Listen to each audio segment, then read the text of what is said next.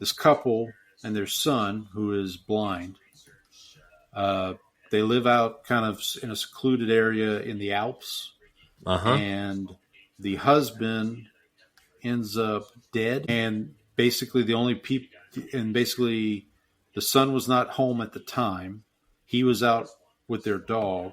He comes back, discovers his dad dead, like on the ground, looked like he fell. But the only person that was at home with the dad was the mom. So that eventually leads to the mom being accused. But if you've never seen a demonstration of how the court system works in France, it ain't like America. Really? It's a very eye-opening experience. Now, I don't know how much. I'm imagining they were somewhat truthful to what actually happens, but I was kind of taken aback. You don't get 12 juries a jury of your peers, right? Well, I assume you do. Welcome to Bless Dem Boyz, a podcast that's having a fire sale.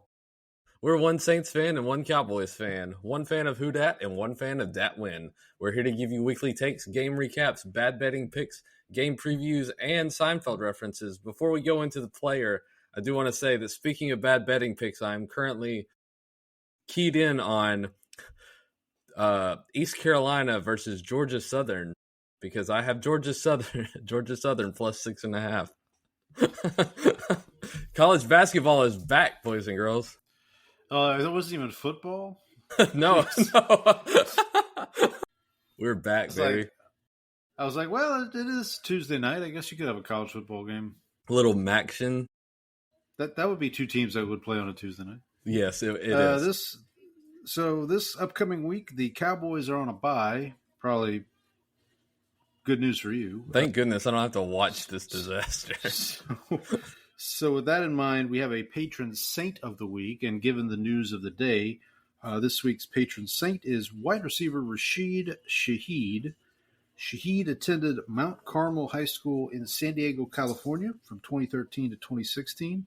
He would go on to play college football for the Weber State Wildcats from 2017 to 2021. He became the only player in school history to earn All-American honors 4 times. He set the FCS all-time record for career kickoff return touchdowns with 7 and had a 100-yard return in a Weber State 2021 win over Northern Arizona. He would finish his career at Weber State with 5,478 all-purpose yards. He was ranked as the third most in Weber State history. He ended up 7th in career receiving yards with 2,178 and 18 touchdowns. 10th in school history for career receptions with 147.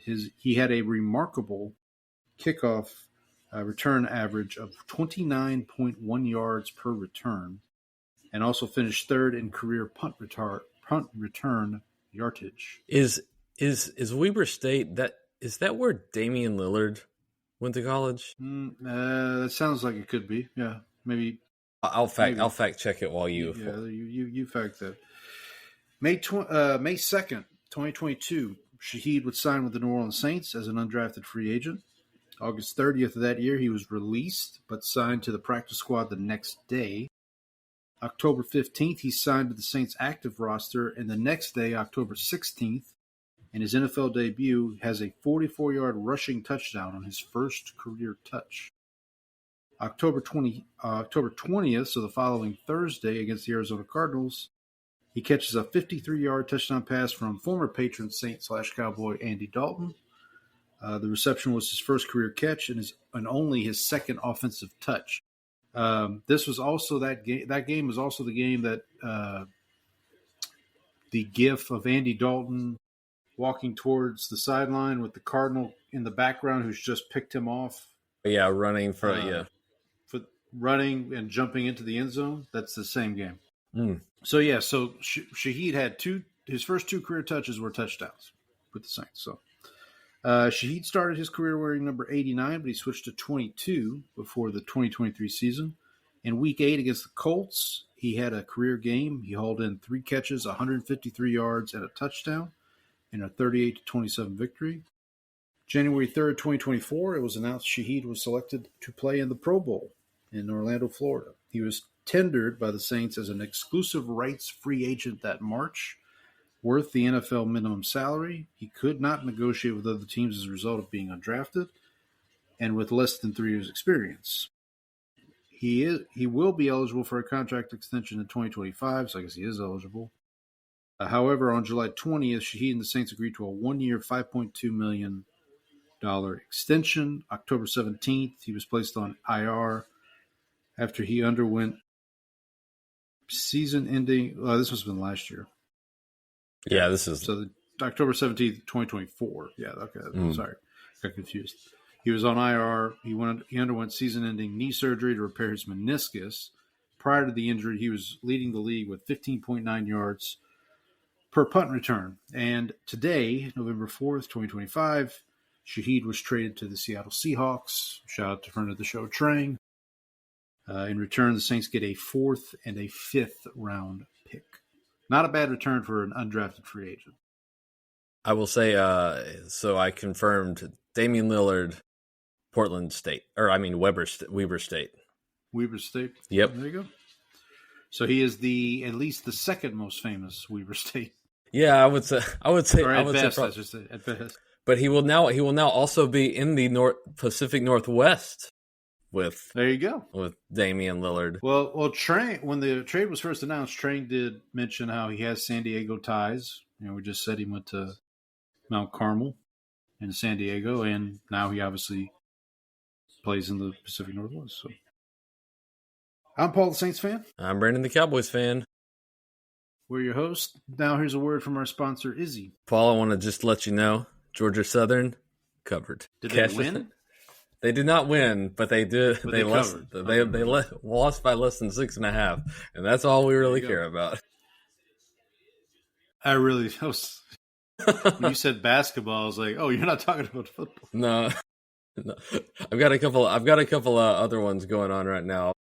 Well, I bet you do. I'll keep you apprised of the situation. They're rather large. They're rather large spreads. I will tell you that much. You'd be proud of me. I've got the Carolina Panthers and New York Rangers on my TV here. Ooh, Stars are playing right now. 2-0.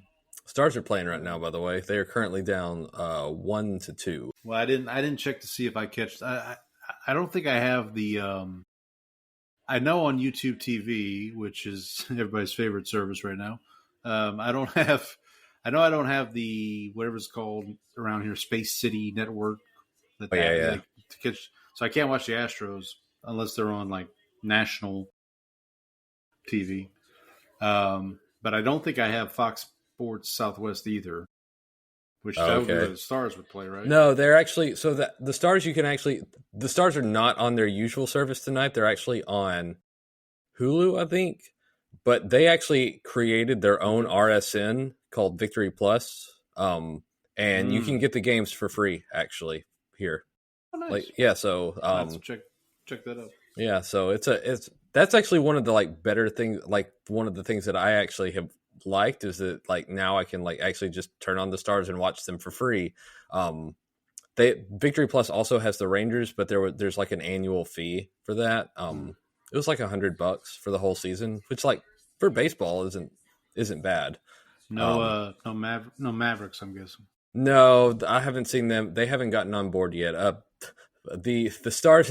I don't think the Stars will be inviting the Mavs to their sports network anytime soon. Have you heard about that whole fiasco? No, I haven't.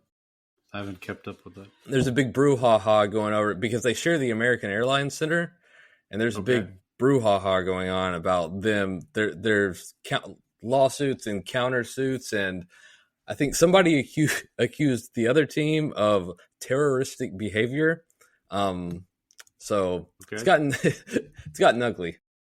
Is Jackie Childs involved in all this? Outrageous, scandalous. A terrorist? Who's a terrorist? Ooh. I'm not a terrorist.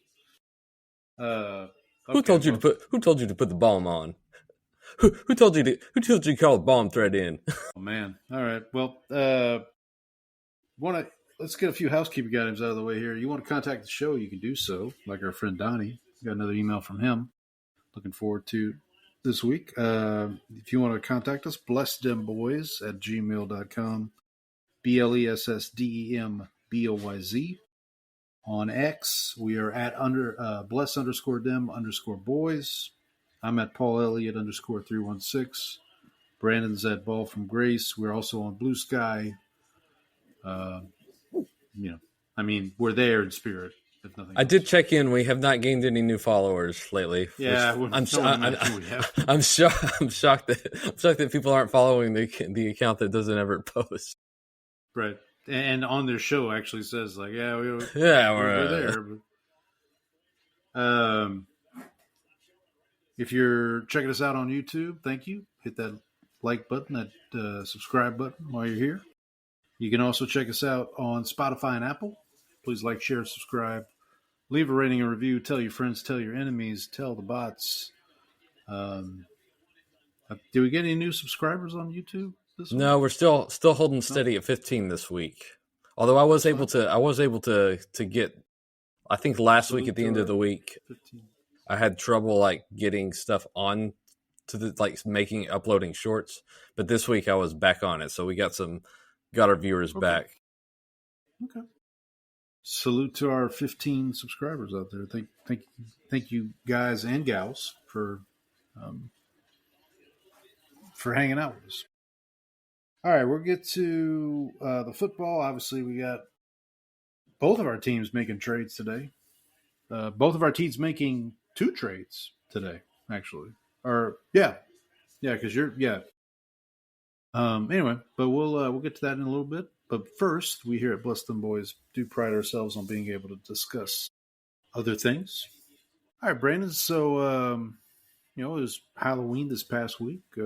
Imagine you got some tales from that. Anything else you might have gotten up to this week? So we did. So on Thursday night, we had our neighborhood put on a little Halloween get together. It was supposed to happen this weekend, but because of the inclement weather that was coming, they ended up postponing it till Thursday. So we went and they had a costume contest and they had several different categories. But my family, my wife and the 2 girls went as the 3 members of Huntrix, who is the demon hunting K-pop band in K-pop Demon Hunters. And then I was Bobby, who was their manager.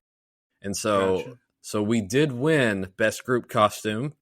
So that was nice. Big win for us. We won some Play-Doh and a trophy. So was the trophy made of Play-Doh? It was not made of Play-Doh. These were separate. This was we were very, very excited about that. Then obviously Friday night, trick-or-treating, racking up the candy. And then this weekend I finished El Gato Pardo. I finished the last 2 episodes of that. So I got that knocked out. Good series, especially if you love the period drama kind of stuff. And so it's really good. And I think you get a little bit of a perspective on kind of what was going on, especially in a certain region of Italy during that sort of their unification. So I thought that was interesting as well. And then I updated my college basketball ratings for the season. So I got those up this weekend. And obviously I'm currently using those to bet the games. Did not do well day 1, but I'm 1-0 so far today. So that's there you go. Gotta get back on the horse. As so to speak, yeah. Don't tell the drug addicts that though. That you gotta. It's the other way around. You gotta stay off the wagon or on the wagon, whichever one it is. Whichever one of those. Yeah. And then the other thing was I've got some new music recommendations. Sweet. So I got an Australian pop band for you called the Bel Air Lip Bombs. They released a new album called Again. Really good stuff. It's really just a fun album and just easy listening to. It's kind of and this is obviously the easy comparison because they're both from I think technically the Down Beth. under. I think they're also from down under, but the Beths. So if you like the Beths, I think I would recommend this album. And then the other one I have, Snowcaps, which is I think they were originally Underrated candy, by the way. Snowcap. Yes, chocolate chips with white sprinkles on it. What a genius! What a genius candy. I had never had them until I worked at the movie theater that one summer. They're solid. I'm like, what are these? I'm like, what are these? It's like, I think they only sell those in movie theaters. Actually, I don't think you can get those at a grocery store. You might be right. I want to say they sold them. I mean, going back, I'm pretty sure they sold them at Blockbuster. That's definitely that's Blockbuster, movie theater. Those are like the two places that you can get Snowcaps. They only come. They can only really come in that box too, right? Like what else are you going to put a Snowcaps in? Like a bag of M&Ms? Like that's not going to work. You could probably get them in like a Tupperware type container, like you get I don't know, like you get other stuff. Other stuff. Like I'm thinking of like the pretzel, like pretzels. Oh, I know. Yeah, the pretzels. Yeah. Or like the cheese puffs, the cheese balls, that sort of thing. Okay, that's a good. Gotcha. And so I listened to a little bit of that, but enjoyed it. I think the original, like this group was also in a band called P.S. Eliot, but I didn't do any research to confirm. So that's almost my name. Oh yeah, that is. Take that. Change S with Paul an M. Saints Elliott, right? That's your. Yeah, it's not my lose Brandon. I can hear you. Or did he lose me? Okay, I can hear you now. Yeah, you cut out there for a second. That's a shame. Yeah. So Halloween for us, my wife took the kids out. I stayed behind and distributed candy. And by distributed candy, I mean we had a little dispenser out in front. People. Well, it's not a bowl. It's like a. It's like this. I don't even know how to describe it. It's like a pumpkin. It's like a pumpkin face, but it's like elongated like this. And you put the candy in the mouth, but it's motion detected. So like if you, what's that? I think we lost Brandon again, perhaps.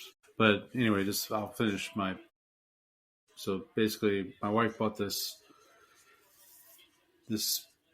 thing that we put the candy in the mouth, but then when you go to grab the candy, it like speaks to you, and so I did that. All right, well, I'm gonna camp while hopefully Brandon can get his rods and cones together there. Guess we'll look at. I am watching the Panthers Rangers here on the screen. Panthers up 3-0.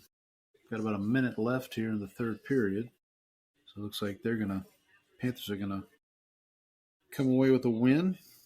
Brandon was talking about college basketball. Let's see what other scores we got here. The Kentucky Wildcats took on the Nicholls State Colonels from my neck of the woods. Kentucky won 77-51 in that contest. Purdue, number one team in the country, 82-51 over Evansville. Brandon's beloved Longhorns are playing Duke. They're down 7 right now in the first half. Hang on a second. Just texting with Brandon. He's working on trying to get back in shape here. Texas Tech, number 10 in the country, 60s. They're playing Lindenwood. Texas Tech up 66-42 at the moment. What else we got? Oh, there's an NBA. Oh, I could have had the NBA game on, I guess. There's an NBA game on NBC/Peacock right now. Hawks 64, Magic 47 at halftime. My Dallas Mavericks are not doing too well right now. I was checking the standings earlier. I believe they're 2-6 or 2-5. They're tied for second worst in the West right now. The only thing saving them from being the worst team in the West is the New Orleans Pelicans, who are 0-6. Not a good time to be a New Orleans sports fan, but Say la vie. What are you going to do? All right, Carolina Panthers just won. I think we got the Tampa Bay Lightning and the Colorado Avalanche coming up here. See if I can find some other scores here while we wait. Is there a... Well, excuse me. It's got Raptors 106, Bucks 82 here in the fourth quarter. About 10 minutes left in the fourth there.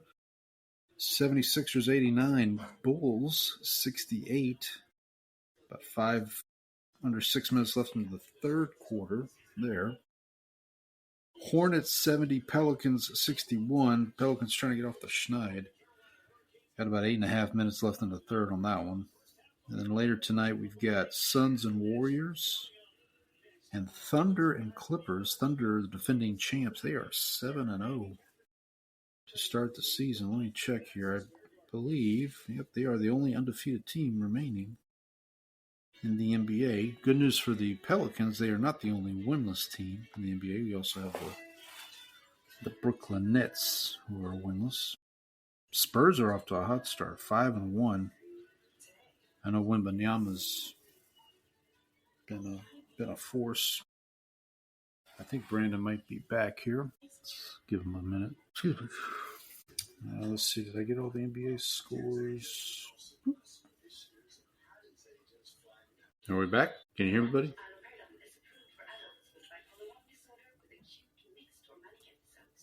Can you hear me, Brandon?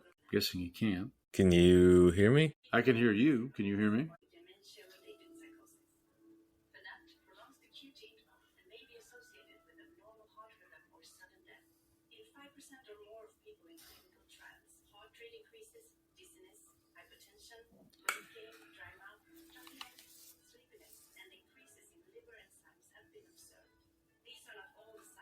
Hey, buddy. Nope. While we're still working through this, all right. We're still working through some technical difficulties. Appreciate anybody who's following along with us. A couple other college basketball scores. Love this time of year in college basketball because you get these schools you've never heard of. Utah Valley is playing West Coast. Utah Valley's up 110-31. West Coast Baptist, excuse me. From the Western Athletic Conference. Rice University from here in Houston is playing College of Biblical Studies. Rice is winning 93-26 at the moment. About 5 minutes left in that game. Little Rock, the Little Rock, or I guess maybe they used to be Arkansas Little Rock, but now they're just Little Rock. Playing Arkansas Baptist. Little Rock up 77-51. See if Brandon makes it back. Can you hear me? Hey, buddy. So we can see each other, ladies and gentlemen. We just can't hear each other. Well, Iowa Hawkeyes are in action tonight. They are at halftime. They're up 49-26 on Robert Morris. Let's just see here. What else we got? Kansas State 61, UNC Greensboro 45, Oklahoma State 67, Oral Roberts 56, Missouri State 80, Missouri Southern State 63 right now.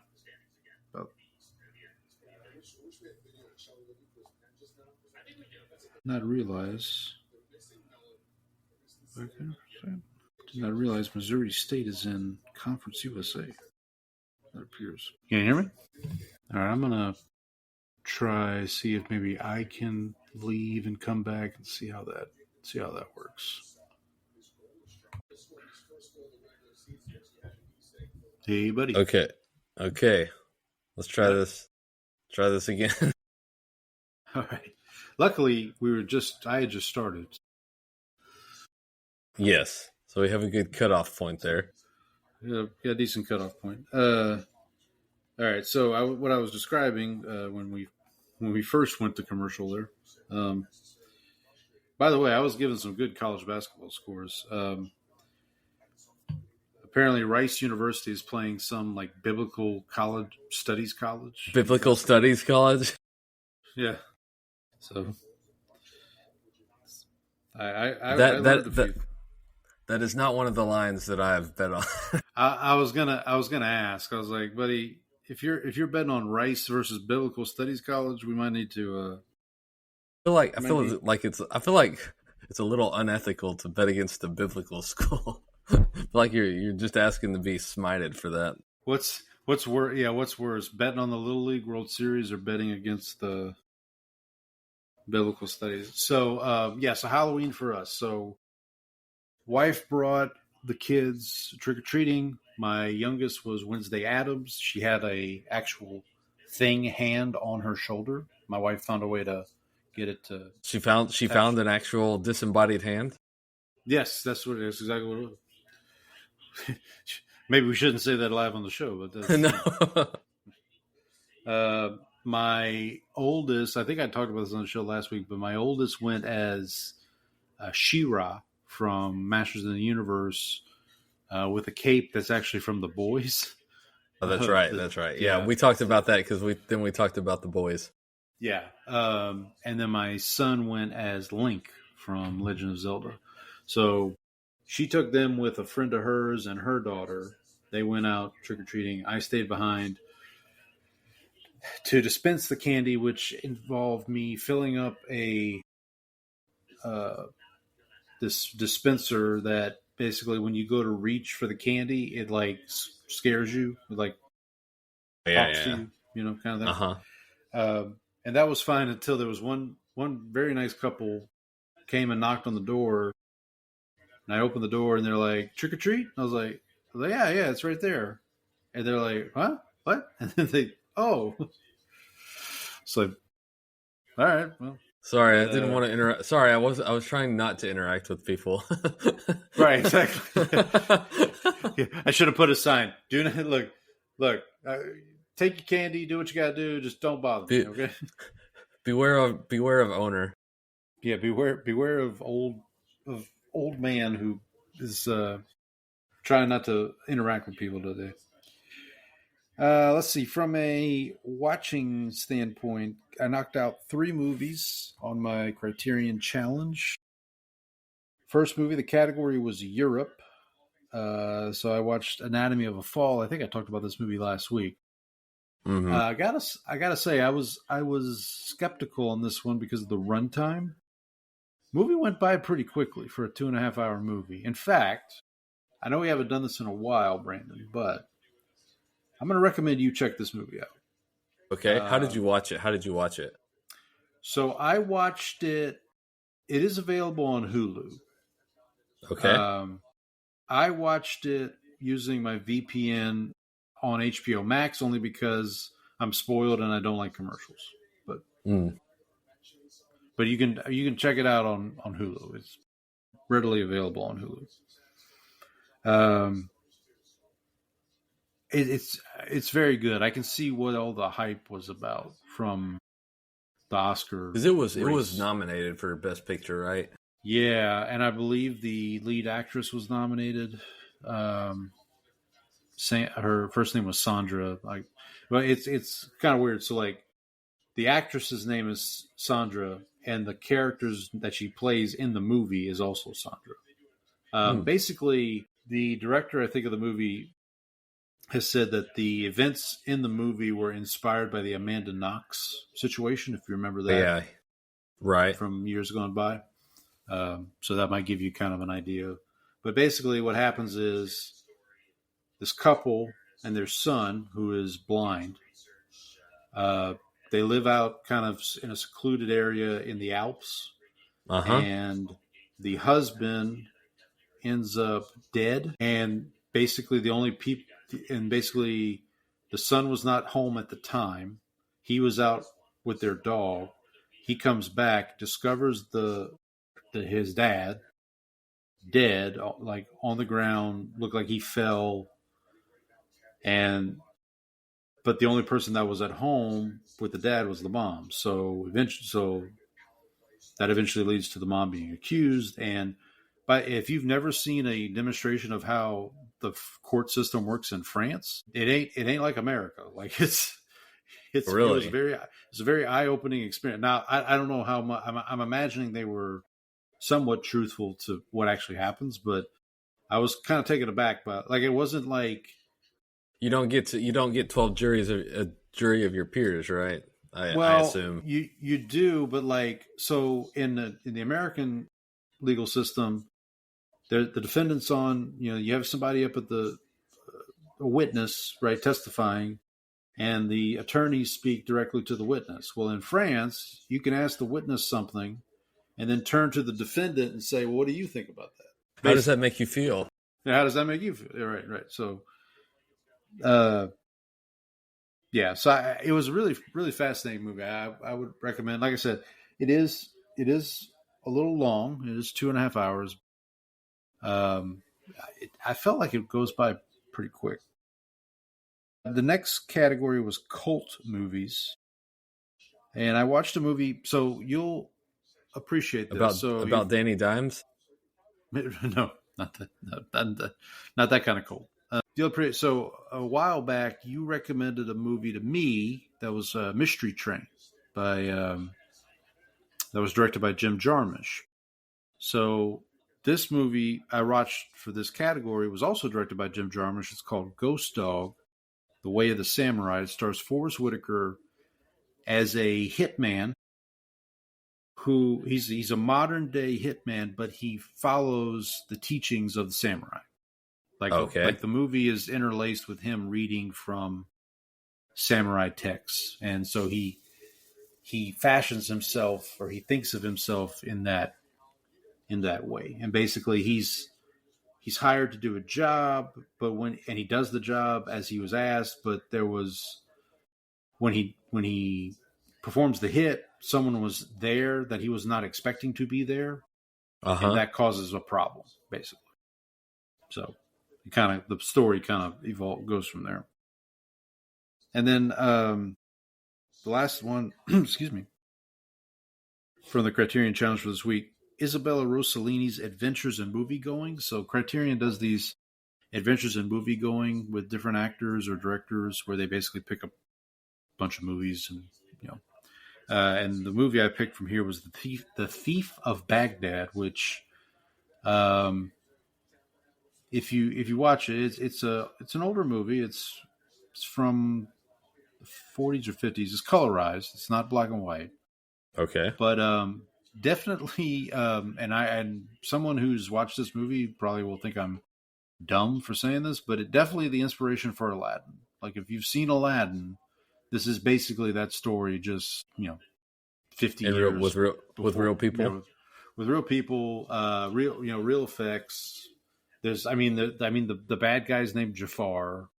There's like it's pretty much the inspiration for what became Aladdin. So did you look up to see if there was any like actual connection? I didn't look it up, but I want to say I heard somewhere that it was there was an actual connection. I probably should have done that, but I feel like I read somewhere that it was either the inspiration for,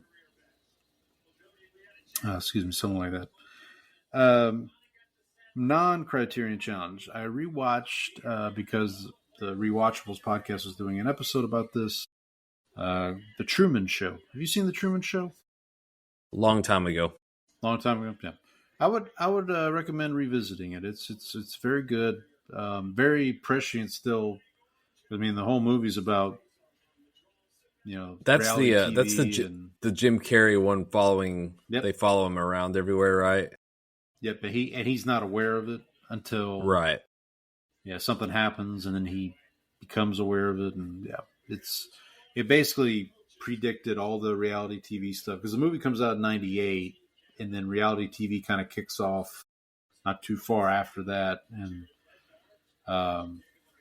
it's a really good performance from Jim Carrey. Ed Harris is kind of he plays the architect of the whole thing. Like, he came up with the idea and kind of has to keep everything going without a hitch, or little a hitch as possible. And then for the month of November, I don't know if you're aware of this, but in November, one of a movie theme that a lot of people do for November is noir November.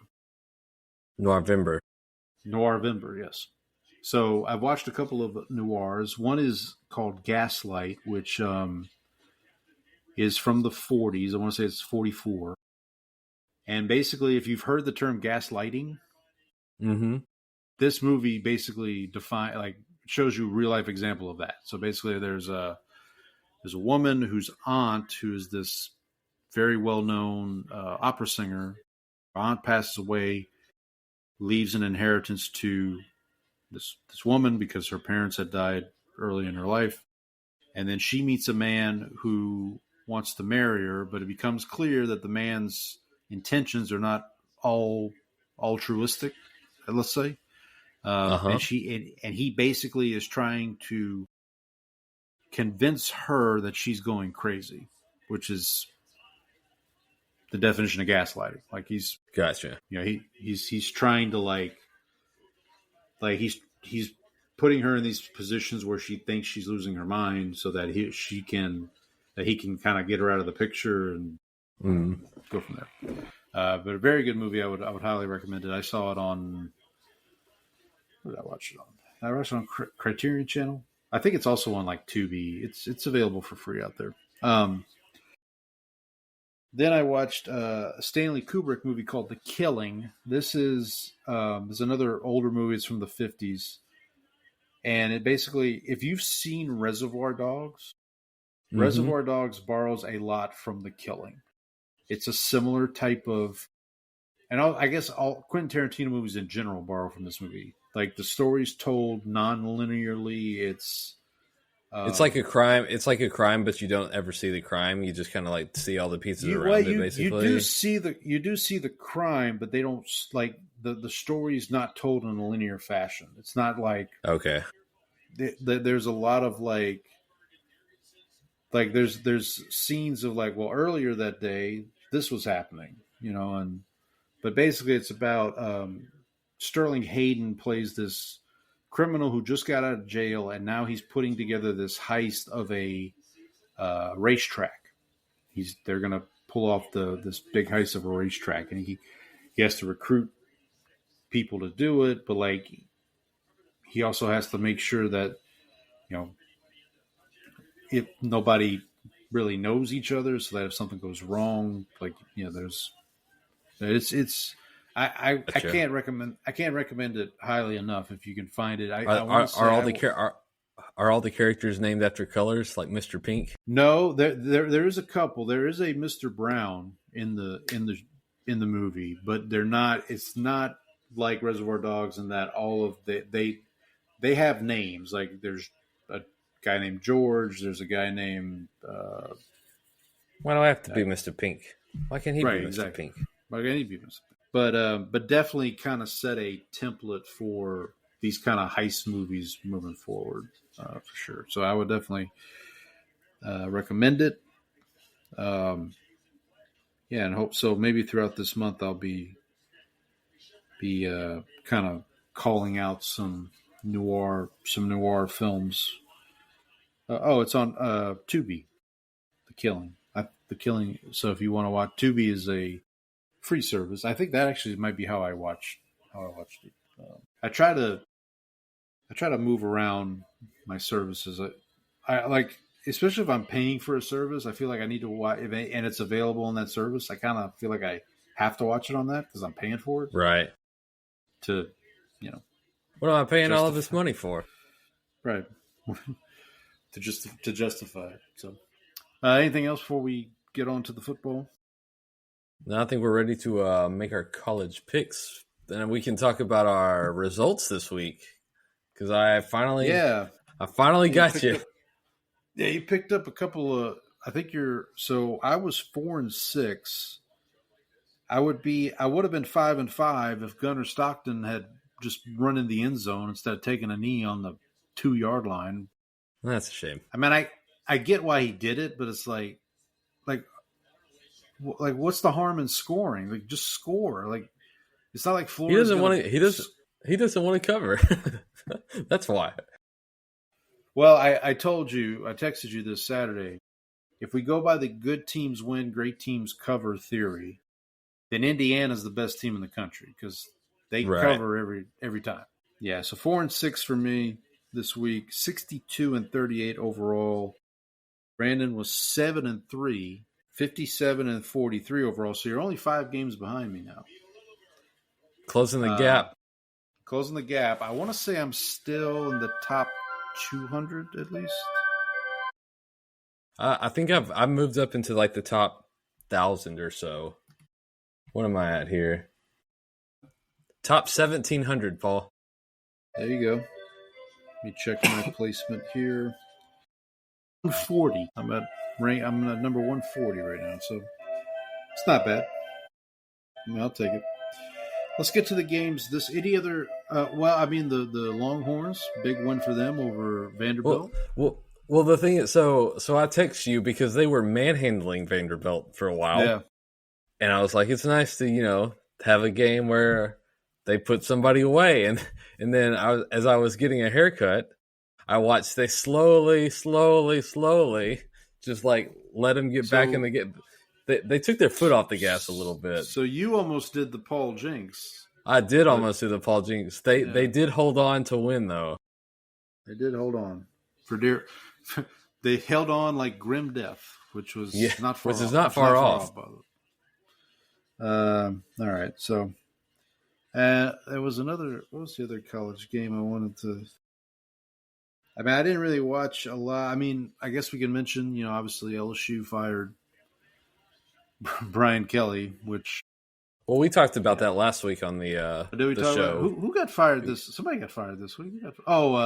Hugh Freeze, the Auburn. Hugh Freeze in Auburn. That's right. The Auburn coach. Yeah. So this coaching carousel is going to be it's going to be fun to see what happens. I've heard rumors. I've seen rumors on X that Lane Kiffin has been offered the LSU job, and so has Nick Saban. And part of the Nick Saban deal was like.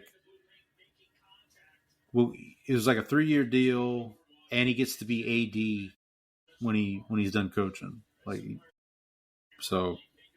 don't know how true any of that is, but I feel like he doesn't want to deal with the NIL stuff right now. Yeah, and I can't really blame him. I mean, this new version of college football now that the NIL is a thing.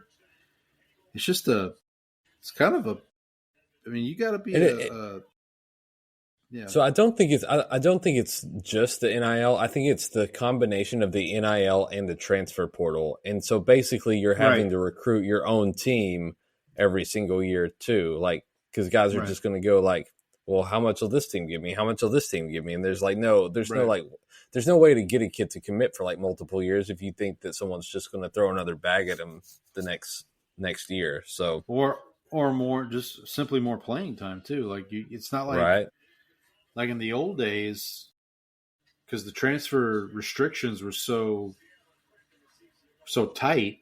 Like if you transferred, you had to sit out, you had to do all this other stuff. Well, now you can just come and go. And I mean, look at Trayvon Diggs. Trayvon Diggs was like crying because he wasn't he couldn't play wide receiver, and so like they basically told him they made him into a defensive back because like there were too many people in front of him, like because that Alabama team was just stacked with wide receivers, and so like he said he called Stephon crying. He's like, they're trying to make me a defensive back, but like if that had happened today, he would have just gone somewhere else. Yeah. So all right, cool. I'll go to Auburn, or I'll go to Florida, or I'll go. And that's the other thing. Like I was watching one of the college basketball shows the other day, and they were talking about a point guard who plays for Florida that came from Auburn. Like you would never see that back in the day. Like back in the day, like you wouldn't have these interconference transfers like that. It didn't seem like that. Maybe I'm just a fuddy-duddy. All right, you ready to get to picking games? Yeah, let's get to some picks here. So the college game day game of the week, BYU, 8-0, travels to Lubbock take on the Red Raiders of Texas Tech. The Red Raiders are laying 10.5. I'm going to take the 10.5 with the Cougars. I'll take BYU plus 10.5. Very good. All right. The number 2 ranked team in the country, the Indiana Hoosiers, traveled to Happy Valley. They're not so Happy Valley these days, but take on the Penn State Nittany Lions. Road favorites here. Indiana laying 13.5. I'm going to lay the points. Until they prove otherwise, what's the point? Why would you bet against them? Right. Right. SEC matchup here. Georgia, number 5 team in the country, 7-1, traveled to Mississippi State, the alma mater of one Dakota Prescott. Georgia laying 7.5. I think I'm gonna lay the points with the Bulldogs. I'm gonna take the points here. I need more cowbell. All right. You do. We all do. Big Ten matchup here. Ohio State, number 1 ranked team in the country, travels to West Lafayette, Indiana, take on the Purdue Boilermakers. The Buckeyes are laying 28.5. I'm going to lay the 28.5.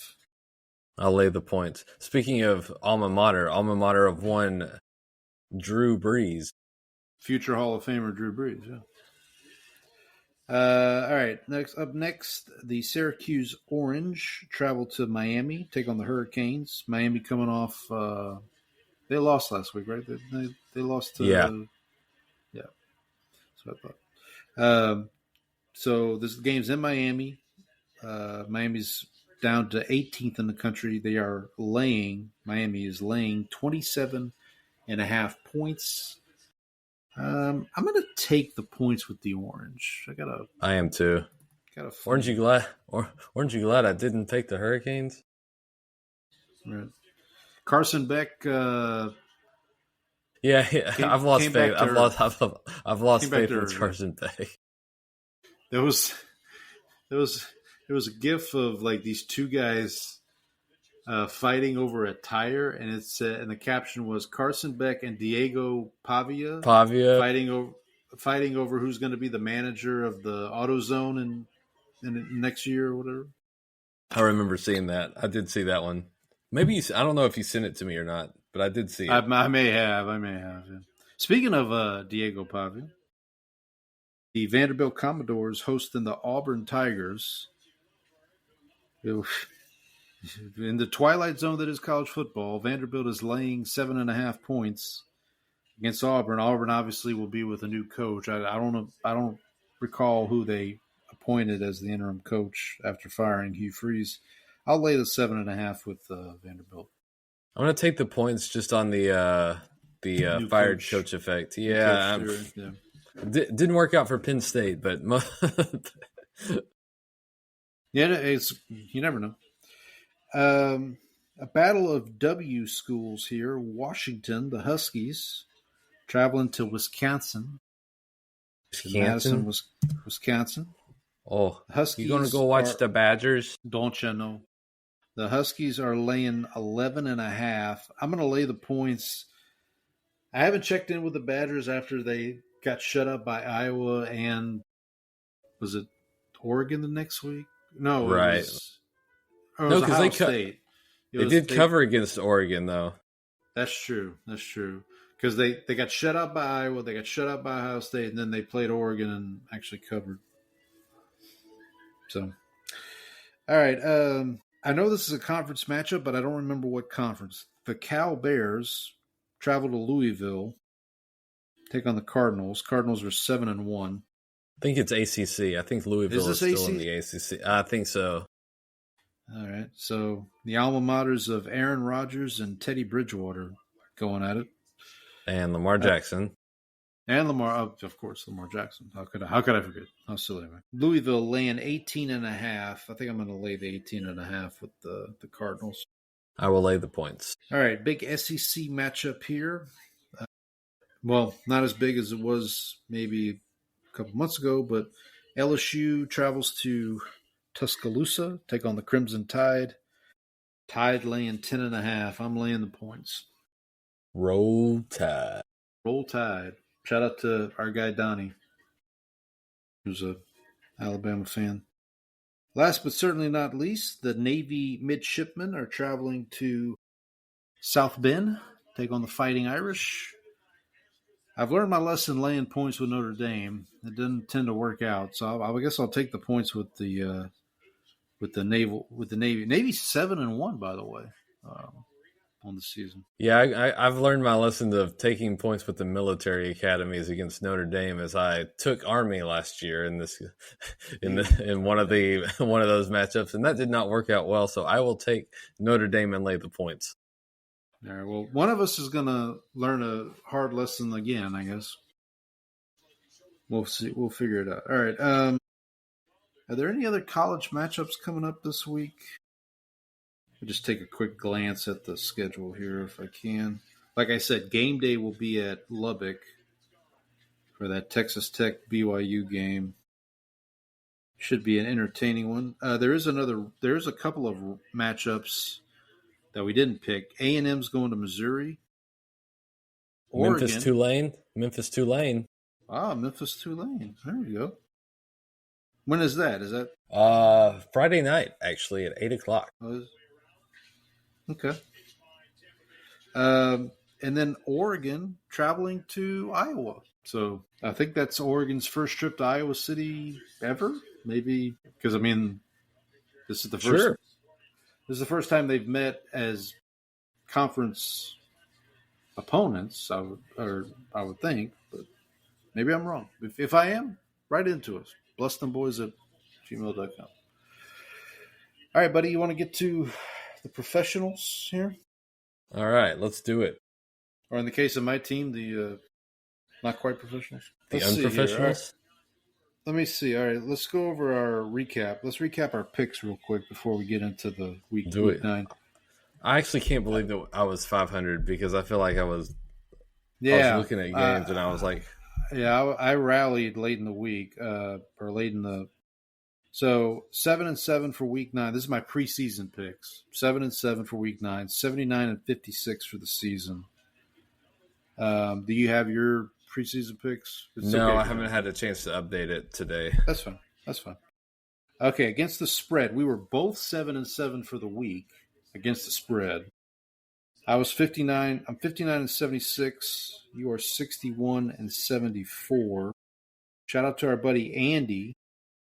We were actually the high point getters this week.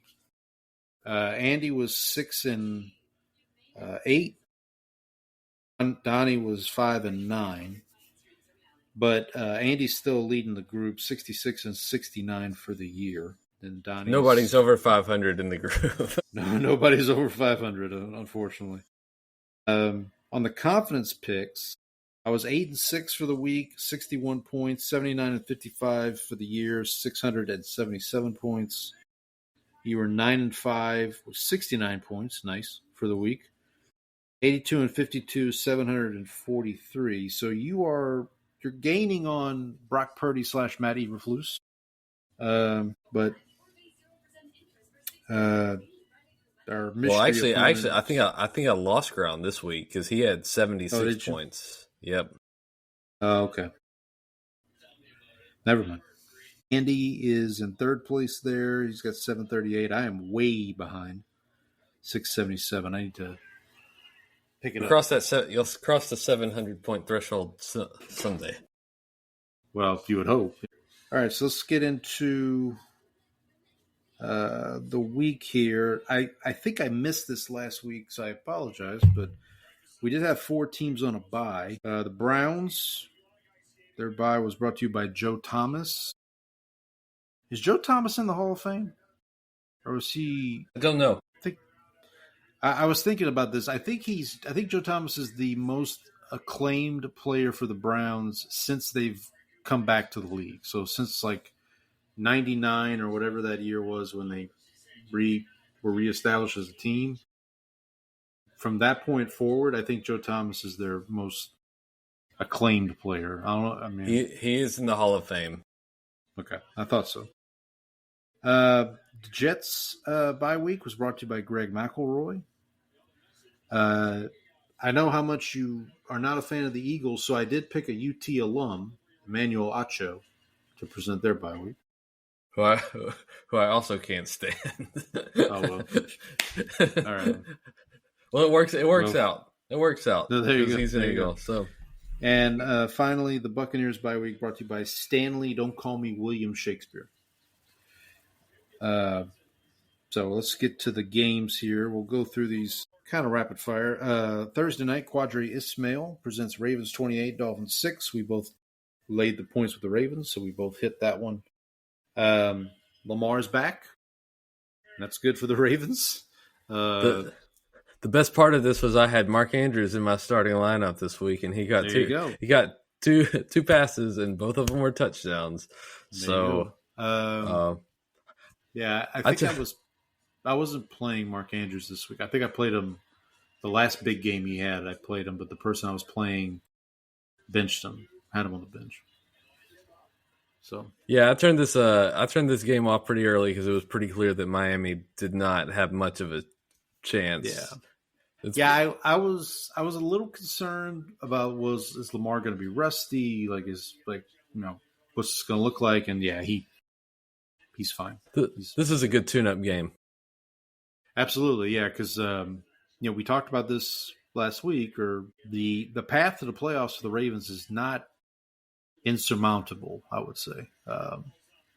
So see how that goes. The Dolphins, they fired their GM, so it looks like McDaniel is going to make it through the season at least. But once we get to the off season, I'll bet. Well, that was one thing. It was like coming out of that game. It was like this has got to be it for McDaniel, and then it's like, well, we'll just fire the GM first. Yeah, I don't know. Don't know what to tell you.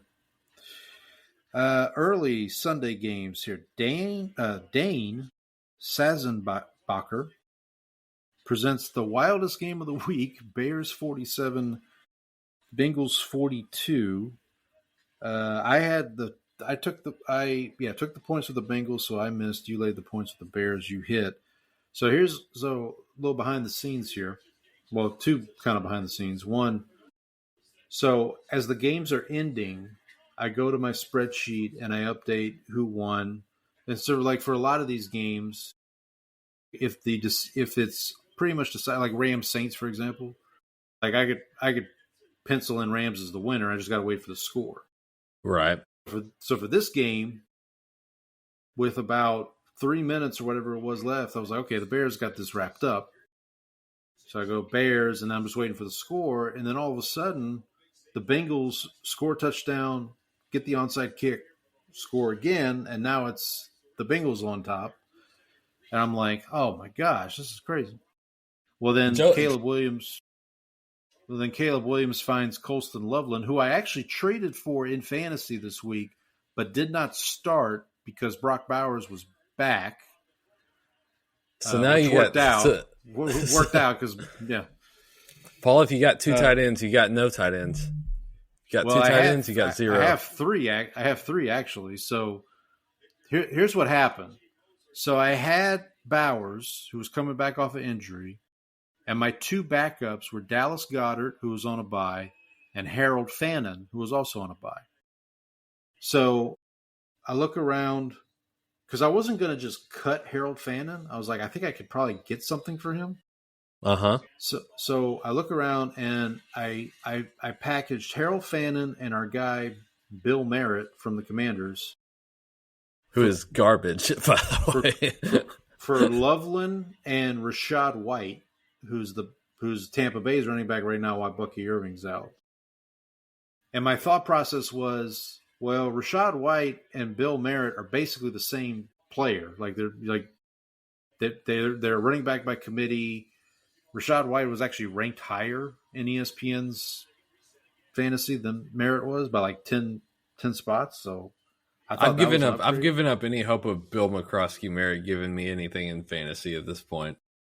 But then Loveland, just out of nowhere, has like 30 because Kmet gets hurt early in the game. So then Loveland just comes out of nowhere and has this crazy game. And I was nervous because I was like, I didn't know if Bowers was going to play. I mean, I knew he was going to play, but I didn't know how well he was going to play coming back from injury.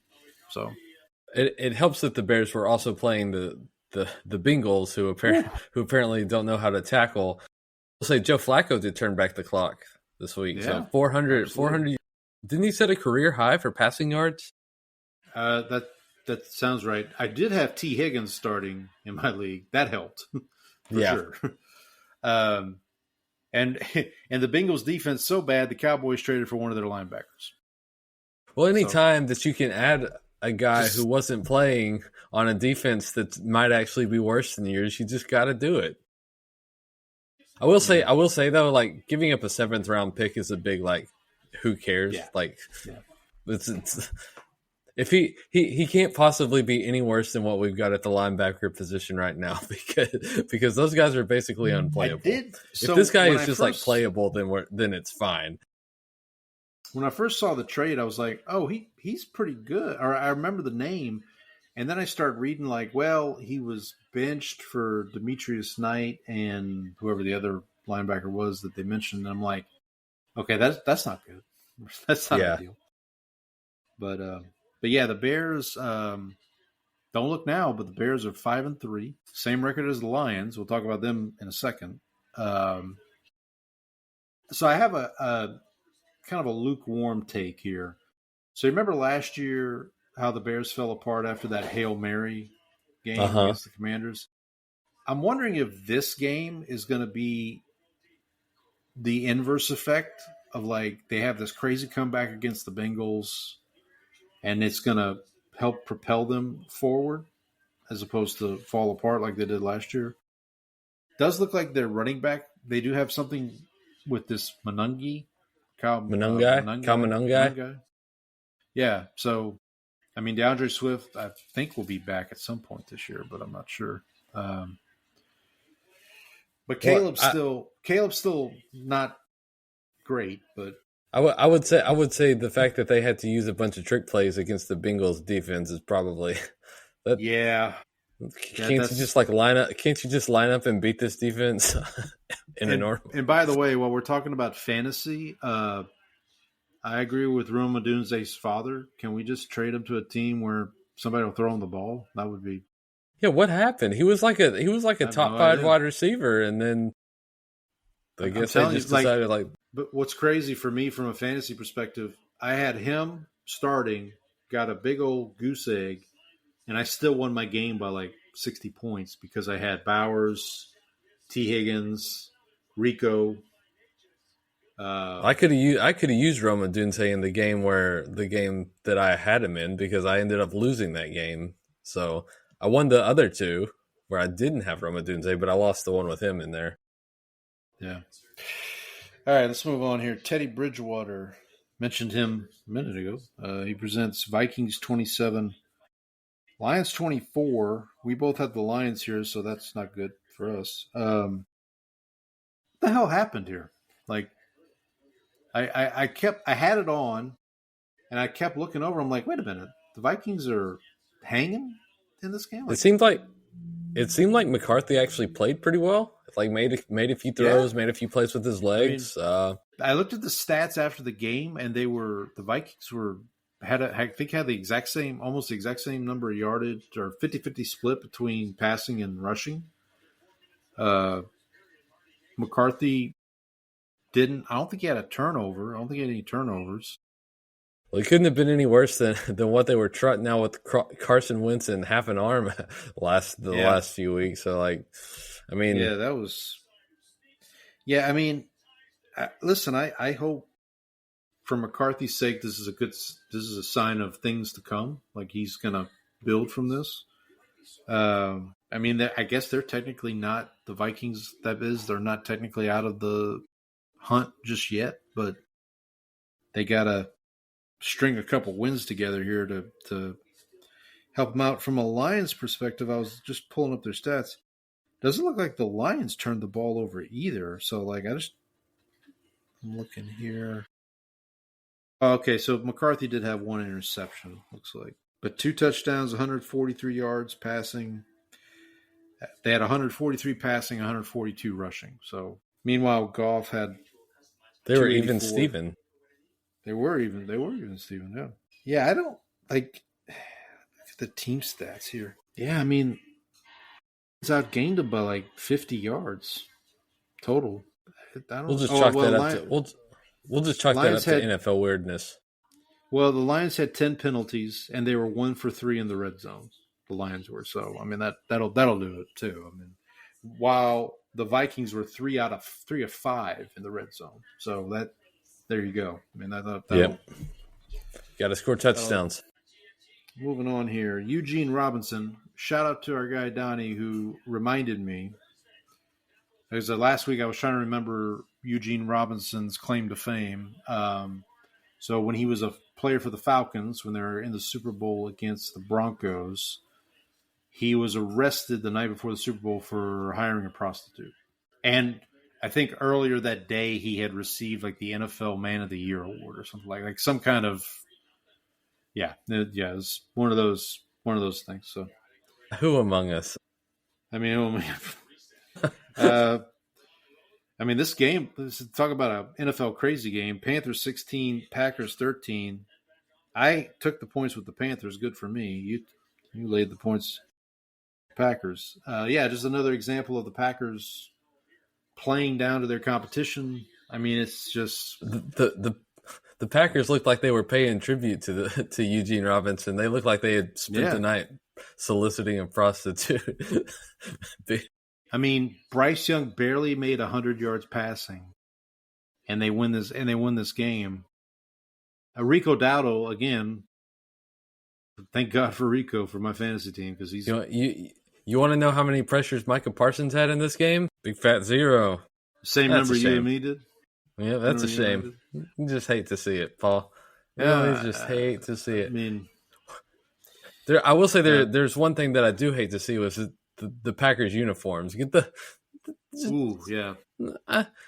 I get it. You got an old timey franchise. You used to play in the 20s.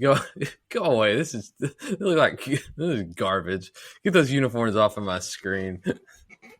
Was it them against the Steelers last week? That was like, oh God. Also a crime against humanity. The Packers are just like committing atrocities on an unforeseen level, at a level never seen before.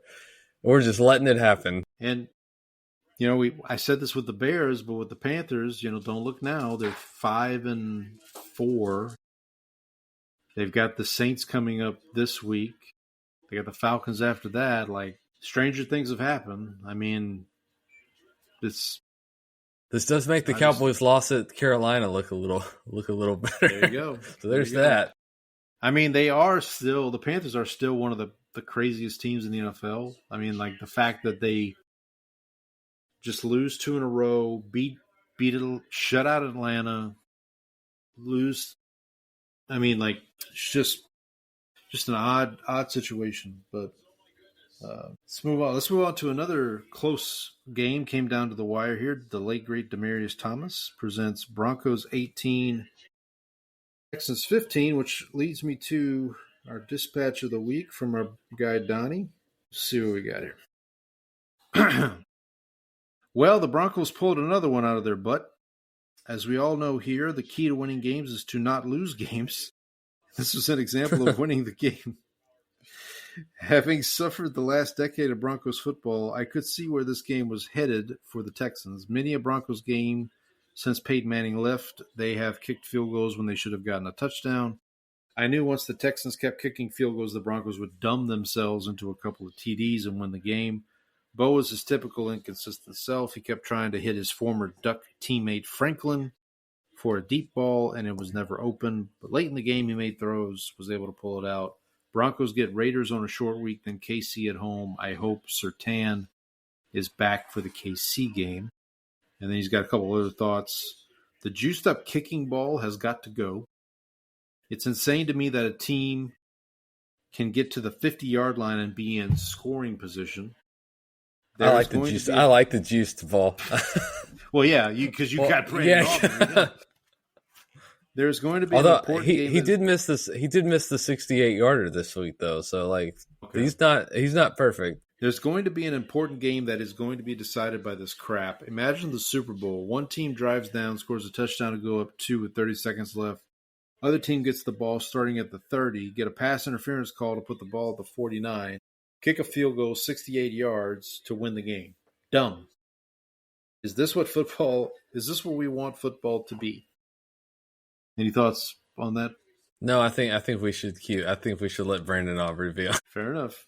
No, I will say about this game that it was. I mean, even aside from the Davis Mills situation, which we should point out that the Texans did have their backup quarterback in. This game was like borderline. Like this game was like send footage of it to Guantanamo Bay for the. That's about the level of watchability of this game. The Texans trying to like pick up short yardage. It's reached comical proportions because they like can't get a yard when they need it, and it's like it's so bad. They like I think they got to the goal line and then they had like first and goal at the 1. They ran straight into the line twice and then false started. And so like that was their like goal line possession. So like when Donnie talks about the Texans couldn't get into the end zone, it was incredibly inept. I mean, give the Broncos some credit there, but also the Texans have been doing this like all season. So like it's not just against the Broncos. He did have one other bullet point, but it's about the Chiefs, so I'll save it for when we get to Chiefs Bills here in a minute. Who are the chefs? Moving on here. Bill Bell presents Patriots 24, Falcons 23. We both laid 5.5 for the Patriots, so that's no good. I missed the end of this game. Like I saw it was 24-23. Because I was trying to get the Saints game up because it was about to start. And then the next thing I look over and the game's over. And it was like, oh, I guess Atlanta just didn't have a chance to. Well, weren't they supposed to be able to like kick? Did they miss an extra point? Is that what happened here? Like, is that the situation? Because I'm like you, I kind of like it ended rather abruptly. Yeah, it was just that's what I mean. Let's see here. Play by play. Falcons score a touchdown with. Give me 1 second here. Falcons score a touchdown with 4 minutes and 40 seconds left in the game. Yep, that's what it was. John Parker Romo, extra point, no good. And that was 24-23. The Patriots proceed to go 3 and out. Falcons get the ball back, but then they ended up. They got to 4th and 20 from their own 42, so they chose to punt with 2 minutes left. Yeah, it seemed like the Patriots just ran the clock out. The Patriots had this game in hand for a while, and then it kind of just like it disappeared. That lead disappeared really quickly. Yeah, it was weird. We should say your first place, New England Patriots. Oh, we got to play our drop. Where we got to? Where's our? Where are we? Where is it? Because this was the matchup of Drake versus Drake. This was not just Drake May. There was also Drake London, who had 2 touchdowns in this game and pretty solid performance. But then just one Drake out Drake the other, and this team got the win. Michael Penix. 22 of 37 for 221 yards with 3 touchdowns and no interceptions. Drake London, 9 catches, 118 yards, 3 touchdowns. 3 touchdowns? Yep. Your guy, Bijan, however he pronounces it, only 46 yards on the ground. I still won, though, in fantasy. I will say even with that performance. I will say that Drake May was sacked 6 times in this game. So that's that Atlanta defensive line that they invested in paying off again. And Drake May, that is, had a interception. Yeah, listen, Patriots are in first place. We'll see how long they can hold on to it. They do have a relatively easy schedule coming up. So that's one way to put it. I mean, yeah, I think their hardest game outside of Buffalo is they have to play Baltimore late in the year. And maybe one other game that's like quote unquote tough. But yeah, so they're A going to lot be of in a good cupcakes position. on that schedule. Yeah, they're going to be in a good position to. Well, I mean, they got to play the Jets. They still have to play the Jets twice, and the Jets just traded away their two best defensive players. So, all right, moving on here. Dick Horn presents 49ers 34, Giants 24. This was my upset pick of the week, so obviously that did not hit. But you laid the points with the 49ers, so good for you. Didn't catch a lot of this game either. So we were just talking about the Patriots have an easy schedule. I think Shanahan's not going to be coach of the year because people are going to look at the 49ers schedule and go, well, yeah, they beat the Giants, the Browns, like they had a last place schedule, even though Mac Jones started majority of the games. McCaffrey's still playing.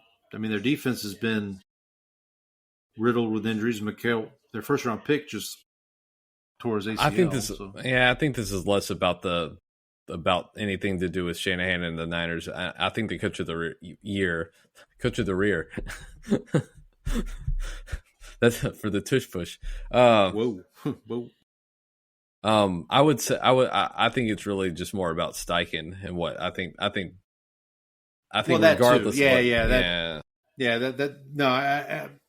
But I think if you look at these circumstances, like starting quarterback goes down, you got a backup journeyman, not really a journeyman, kind of a retread project at quarterback. You're having to start and you're winning games. A lot of times people are like, well, that guy needs to be coach of the year. But your point notwithstanding about, the job Steichen's doing, I just think people are going to look at the 49ers schedule and be like, well, yeah, but I mean, they played. Now, if they beat the Rams, they played a bunch of cupcakes. Now, if they beat the Rams this week, like that's different, depending on if Purdy's out there or not. Yeah, this is a game. I don't know if I saw like hardly any of this game. Yeah, I mean the Giants. The Giants did come right down the field on their first drive and score, and I felt pretty good. I was like, all right, maybe I got one this weekend. 49ers took control after that. I think losing Scatabo, and they've been without Neighbors for a while, but it just seems like the Giants are eventually just going to run out of magic at some point, or we're going to run out of magic, and this felt like the opportunity for it. Yeah, I still would be surprised if Dayball's let go, because I just think I think you kind of have to give him a chance here, but he's done just enough to not lose the job. Right. All right, let's move to. Actually, I'm going to skip. We'll do Steelers Colts last. Let's slip down to Dickie Post presents Chargers 27, Titans 20. Chargers kind of let the Titans hang around in this game. Like, I can't. Every time I looked up, it's like the Titans were either winning or like within a score. I was like, "What's going on?" This felt like there was going to be some charging in it, and they managed to avoid it, but it got a little dicey. They managed to avoid it, but they got the news today that Joe Alt's going to be out for the rest of the season. So at the buzzer of the trade deadline, they made a trade with the Saints. Saints sent them Trevor Penning, former first-round pick from 2022. Who didn't you say he sucks? Yeah, he does. But okay. so from a Saints perspective, the fact that the Saints got any kind of draft capital in return for Penning is astonishing to me. I saw that trade. I saw that trade, and I was like, why'd they do that? I thought Paul said Trevor Penning sucks. Now listen, that was my reaction. It could be a situation where change of scenery is good for him, and I hope for his sake, I hope that does work out. But yeah, the Saints got a 6th round pick in 2027, I think, for Penning. So, but again, the fact that they got, and what's funny is all week or for a while, the rumor had been the offensive lineman the Saints were going to trade was Cesar Ruiz, and Seattle, ironically, was like the prime candidate to trade for him, and then it ends up being Shaheed goes to Seattle. But for the Chargers, I feel like the bottom's going to fall out at some point with all these injuries. Like I said, hopefully Penning can do something for them to at least kind of keep them afloat. Till next season when Slater and Alter back. And then the Chargers will have somebody else inexplicably injured because that's just what happens to them. Right. But yeah, and then Tennessee, I mean, not much to say about them. They stink. They stink out loud. Yeah, and I'm a Saints fan saying that. Speaking of which, well, actually no, let's so the best game, well, on paper the best game in this early window, Mewelde Moore presents Steelers 27, Colts 20. This game wasn't this close. Like it was not as close as the 7-point score would indicate. Steelers really felt like they owned this game. That's the thing is they dominated the line of scrimmage and they were able to muck up a lot of the stuff that the Colts were wanting to do on offense. But like the Steelers offense, like with the number of times they forced turnovers, they should have won this game like going away. But the fact that it was just a one possession game really just, I think, would highlight how kind of incompetent the Steelers offense was in this. It's a fair point. Yeah. Every time I looked up, I kept looking up because I was watching this one in tandem with the Texans game, and I would look up and I was like, it's like, okay, the Colts got the ball back, and then I would turn around and it's like, why did the Steelers have the ball again? What happened? Is it just like every time it just like seemed it was just like but if you are a Colts detractor, this was the game you were waiting for. Like This is by far Daniel Jones's worst game of the year. It's like that's the Colts we were expecting kind of thing. I wouldn't panic if I was a Colts fan. No, you're gonna have games like this throughout the year. I mean, like they were kind of due for one. They did make the trade for Sauce Gardner today, which was a big surprise. Giving up 2 firsts and your boy A.D. Mitchell. So the price is a little steep for me.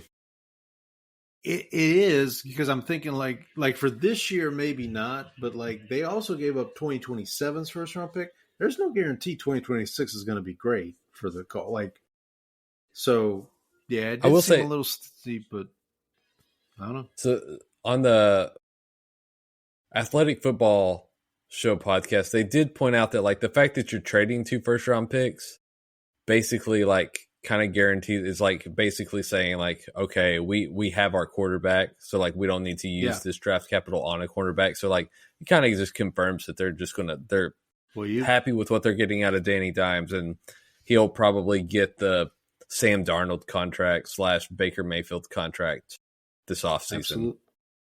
Absolutely. And then I mean obviously, well, I guess Steichen's the play caller there, so it wouldn't matter who the OC is, but yeah, I was going to say, you hope that the OC sticks around for that continuity with Daniel Jones.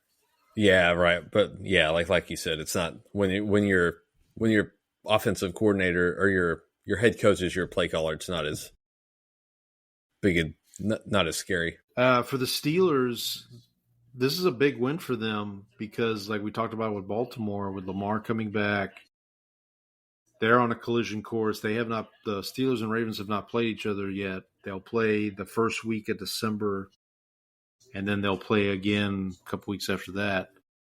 So Steelers have got to kind of stack wins where they can at this point, leading up to that Ravens showdown. But yeah, I mean, the offense is definitely troublesome, I would say. Yeah, it's not doesn't look quite like it did against the Jets. Yeah, I mean, again, Steelers' schedule gets a little tougher, I think, here in a little bit. Should mention, talking about the Colts real quick, Sauce Gardner is about to play his second international game for his second team in a second country this season. So he played with the Jets. His passport's racking up the stamps now. Absolutely, yeah. He's. I think they were talking about this on the Rich Eisen show today. I think that's a first. First time a player has played multiple international games in different countries for different teams in the same season. That feels like a first, but right. Who knows? Okay, I guess we have to move on and talk about this.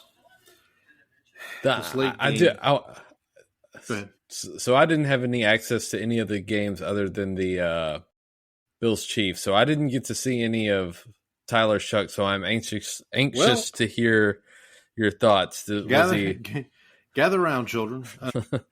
Let me tell you a tale. Eddie Kennison presents Rams 34, Saints 10. Eddie Kennison deserved better than this. Yeah, he did. Shout out to Eddie Kennison, wherever you are. Here's the problem with evaluating this game for Shuck. Give me a sec while I pull up these stats. The Rams had the ball. The time of possession for the Rams was 43 minutes and 53 seconds. I didn't stutter. I didn't misspeak. This was the Saints drive summary. 3 and out, 3 and out, 3 and out. They get a field goal. They go 8 plays, 44 yards on their fourth drive. 3 and out. The 2-minute drill right before halftime was by far their best drive of the entire game. Shuck actually was able to kind of move around, found Olave, found Shaheed, got a couple, and then got his first touchdown pass to Jawan Johnson, who they were actually college teammates at Oregon, believe it or not, back in the day. But a long time ago. So here's the thing.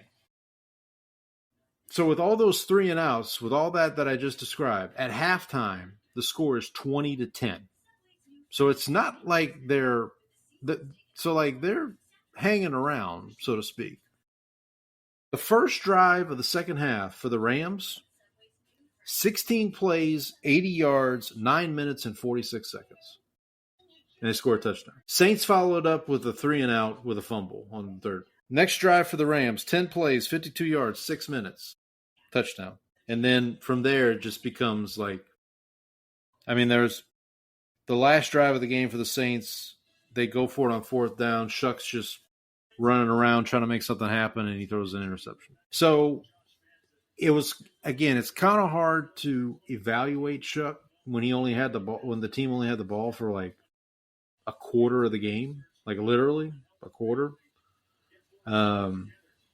He, some good, some bad, about what I expected, honestly. Did you think he looked any sort of improvement over Spencer Rattler? Or was it not even close? I'm not going to say it wasn't close. There's definitely things.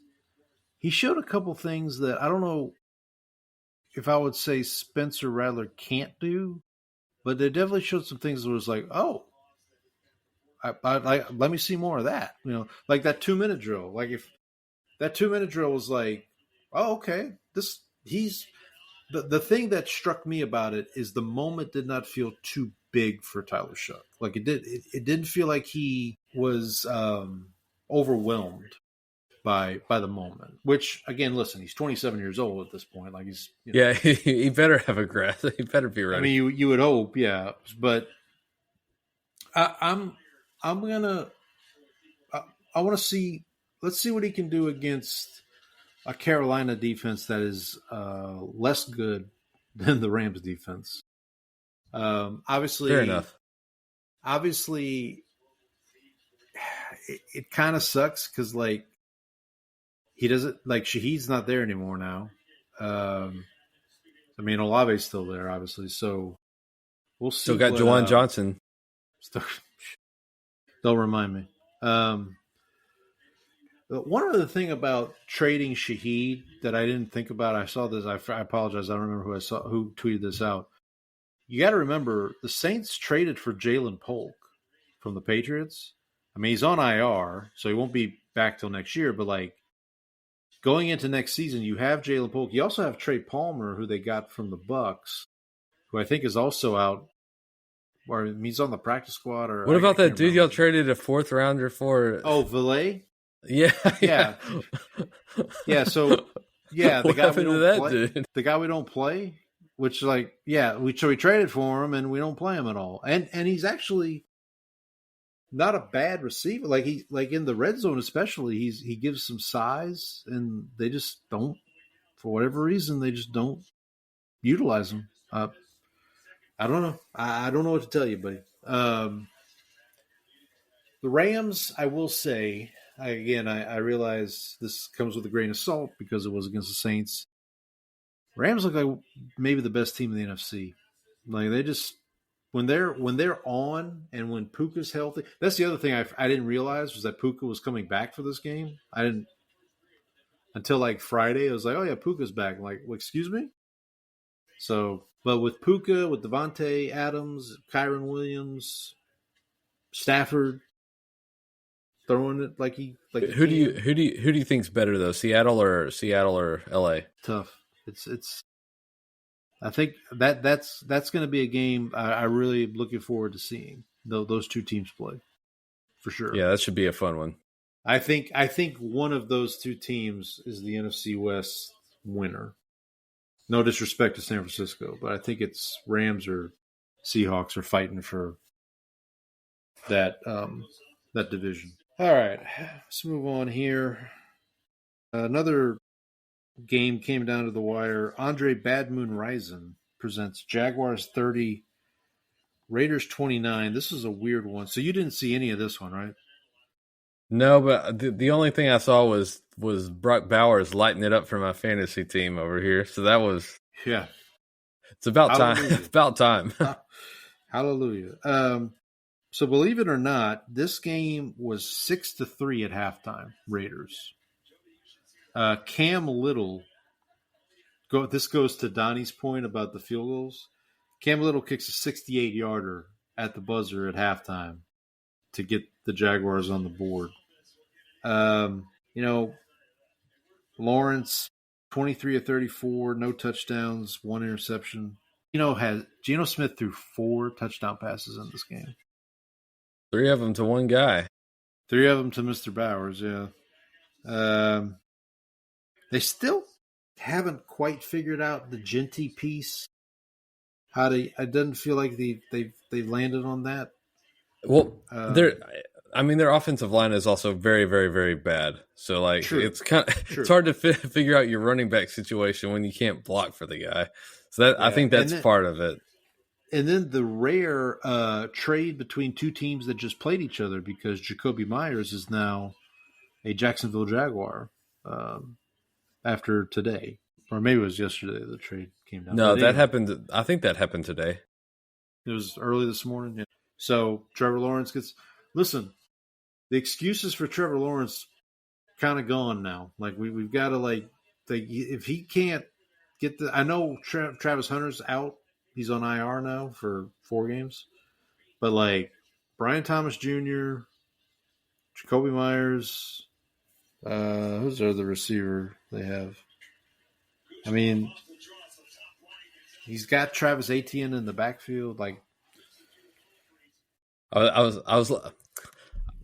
So after this trade, I was looking for this tweet because I mentioned it on the Athletic Football Show, and it's Bill Barnwell put this together. Jaguars over the last 2 years at wide receiver. First round pick on Brian Thomas. 2 first round picks on Travis Hunter. 3 years. 3 years, $39 million for Gabe Davis. Ooh. 1 year, $10 million for Diami Brown. Ooh. 6th round pick for Tim Patrick. 4th and 6th for Jacoby Myers. Yeah, not great. Well, so maybe the excuses are there for Trevor Lawrence. Yeah, they keep getting wide receivers, and none of them look competent. Yeah, but it is good to have Brock Bowers back, especially for fantasy. All right, let's move on to Remy Prudhomme presents Bills 28, Chiefs 21. Let me go back to Donnie's email. Let me just give you his quick thoughts on the Chiefs here. On the chefs. Great Google. Excuse me. After hearing how the Chiefs are the, quote, best team in football, unquote, all morning from the talking heads, they went out and let Josh Allen complete 85% of his passes, and Cook ran all over them. Mahomes was under pressure all day. Their offense was this first down crap, second down crap, third and long convert. They now sit at 5-4, currently 8th in the AFC. Schedule coming up is at Denver, home for Indy, and at Dallas. Cowboys game could be tricky. Cowboys are a different team at home. You might have some thoughts on that. What were you? This must have been before Monday night's game. Yes, I think he did send this in before Monday night's game. He didn't say different good. He just said different. Well, they had been averaging like 40 points a game at home, so he wasn't wrong before this performance. Yeah, so it is weird the Chiefs kind of being on the outside of the playoff picture right now. I still think they make the playoffs. This is just one of those games. And look, for the Bills, beating the Chiefs in the regular season don't matter. You got to beat. I know it happens every year. I thought that maybe like the Bills would like try to pull something back, and maybe like this would be like the time that they let the Chiefs get them, and they would hold something back for in the playoffs. But like, you know, the point about, I think the most surprising part of this game was how well Buffalo's defense played, because we talked about they've been pretty suspect and I think they got some guys back that helped. But it just felt like Buffalo's defense kind of like stepped up when they needed it, and so I think that's what really surprised me, is because they were harassing Mahomes pretty frequently in this game. Yeah, and kind of surprised neither of these teams made a move today. Especially Buffalo. Thought maybe they would be in on wide receiver or something. Chiefs, too, for that matter. I thought they might have gone for some. I thought Buffalo might have gone for some defensive help too. Well, that too. Well, because they just lose another guy. I mean, Ed Oliver's probably out for the season with his bicep, right? But somebody else I thought got hurt for them. Or no, you know what? I'm thinking of Chicago. Chicago lost the defensive end for the season, and they just traded for a Cleveland Brown. So I'll tell you how things are going. Anything else on Chiefs Bills? No, I think we can move on to the Sunday night game, which I was thankfully able to turn off nice and early, because it was a rout pretty quickly. This game stinks. And I watched a little bit because I do have JSN on my fantasy team, and I really didn't need him this week, honestly. Like after Bowers and Rico Dowdle, I was sitting pretty good, and T Higgins, so it was nice to kind of sit back. I do have the Seahawks defense, so that first fumble recovery was good for me. And then I have JSN, who seems like he was being used a lot. There was one play they showed, I forget who Darnold threw it to, but when they showed JSN's side of the play, he basically just runs past somebody, puts a hand up, and like he's wide open. And Well, he had another play like that where he basically I think there were two outside receivers, and then like JSN's on the right side, whoever it was on the left side, like Horton. Both of them, Torrey Horton, like they both cooked their, like JSN like basically just cooks the defensive back on him, and like, but Darnold is basically looking to the left the whole way, and is like, if he and I think Darnold ended up making the more difficult pass on that play. If he like looks to the right, JSN is like got nobody near him. But it was a touchdown anyway, so like it didn't end up mattering. Yeah. And then we should talk about outside of so Seattle looked dominant in this game, and then for Washington, we talked about how their season's starting to slip away, but also especially now because like Daniels is probably going to miss some serious time with that elbow injury. I honestly would be surprised if he's back at all this season. Well, yeah, exactly. Like even if he gets to the point where he can play, like where are you going to be in the playoff picture? You don't really want to you don't really want to like risk putting his career like long-term health in jeopardy for a season that's going down the drain. Did you see the side-by-side of his injury with the RG3 injury from back in? Yeah, against the same team with the same yard line, basically. And the same, both in their second year. Like, yeah, it's, I mean, I feel bad for Daniels, but like, you know, it's, you and I had talked about it before the season. Like, this team just felt like the prime candidate for regression. Obviously, injuries helps that, but when you build your team out of a bunch of like guys that are over 30 in this league, like you're going to have injury problems, and that's basically what they did. And also today I saw it looks like Marshawn Lattimore tore his ACL, so he's done for the season. Not that he was that great when he was speaking of guys getting cooked. Commanders didn't make any trades today, I don't think, right? I don't think so. I saw somewhere that they may have been in on Olave, but obviously no. Come to yeah. All right, buddy, you want to talk about your boys? Okay. All right, moving on to next week. Yeah, moving on to week. So this was, we talked about that Lions game. Real quick, I'm going to grab some water, but so you go ahead. Okay. So like we talked about the Lions getting into the red zone and then not converting.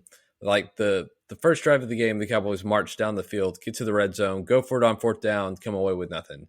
And then a lot of that was the fact that like they had an open guy on a slower developing play, but Tyler got blown past, and so Dak was sacked.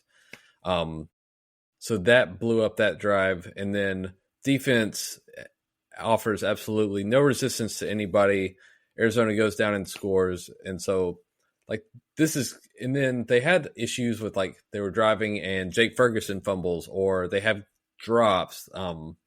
Javonte Williams also had a fumble later in the game, but they're like just so many miscues. Like the offense has to be perfect, and then when it's not, it just like the defense can't stop anybody. So eventually, like the offense, if they make any mistakes, then they're behind the 8 ball.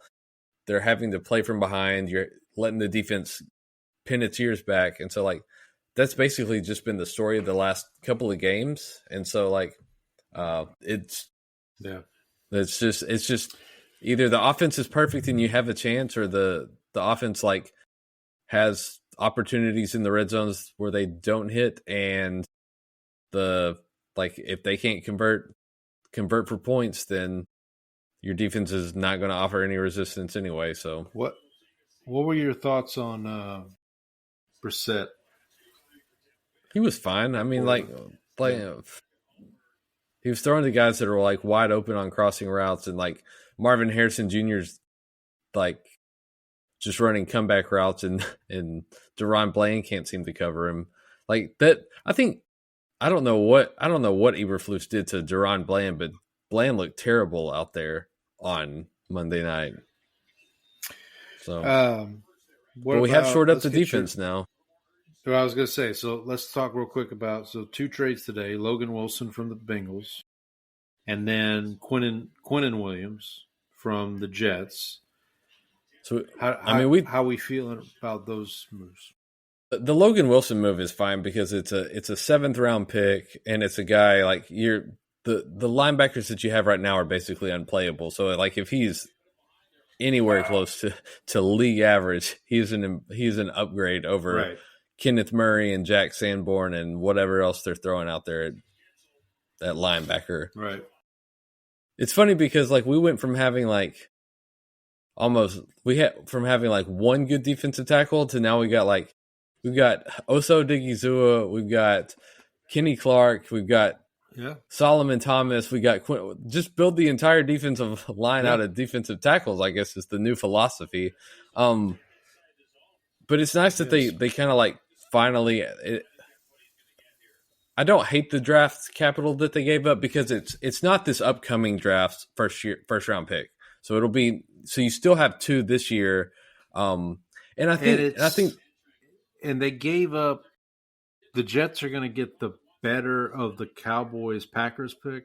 Correct. Okay. So, but like I think what I don't mind about this is like the window with Dak Prescott is like it's not, you don't need to plan for a long time horizon. You kind of need to be a little bit more, let's go in now.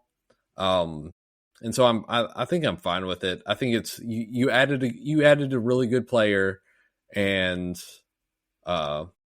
hopefully it's a step to addressing the fact of addressing how bad this defense has been. Like that's about it.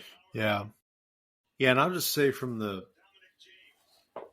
Cardinals' perspective, obviously they got the potential, if you want to call it a quarterback controversy, Brissett versus Murray. Well, you must not have seen this then.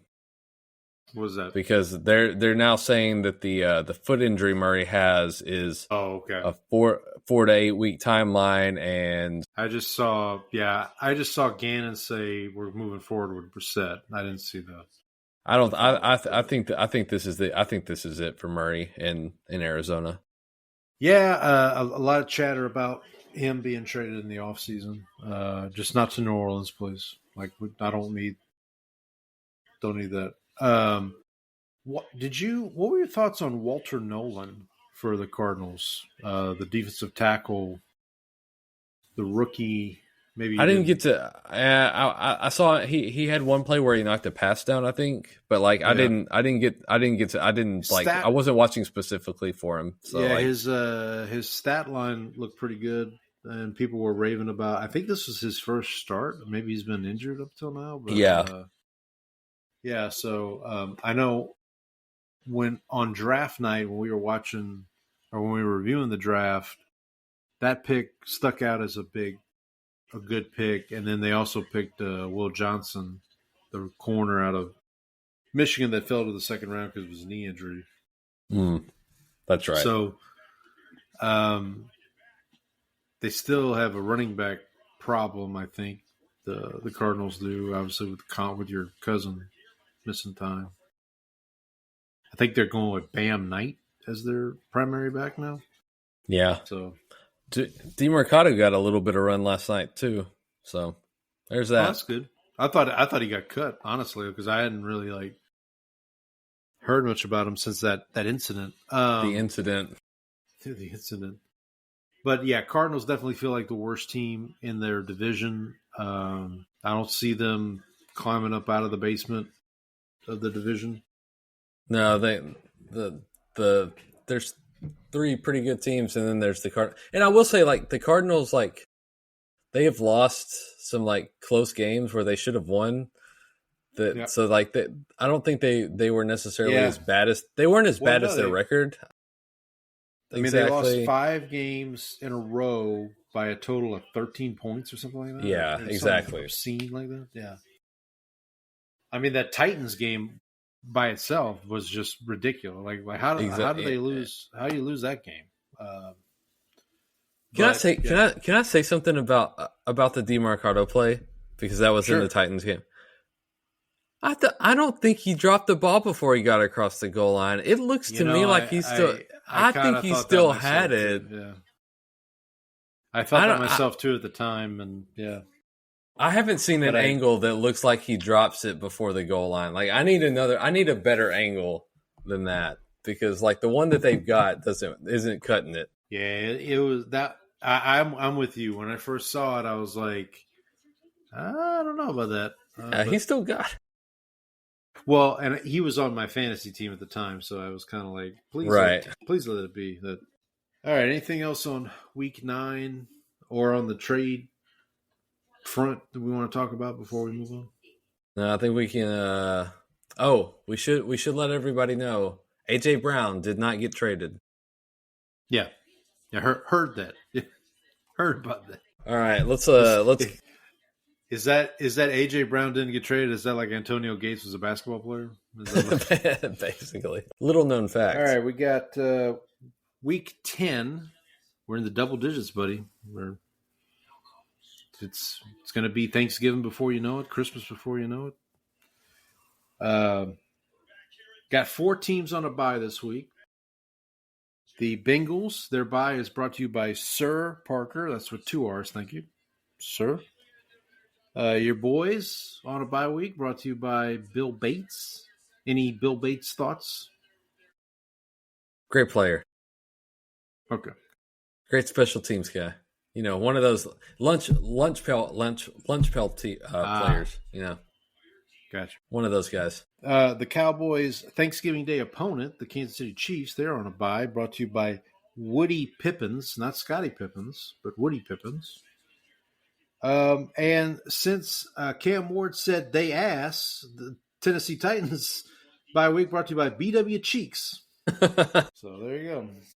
So you rest up, guys, and we'll see you next week. Let's start off here. Shout out to our guy Donnie. He helped me out with this one. Lafayette, Louisiana native Javon Walker presents Raiders at Broncos.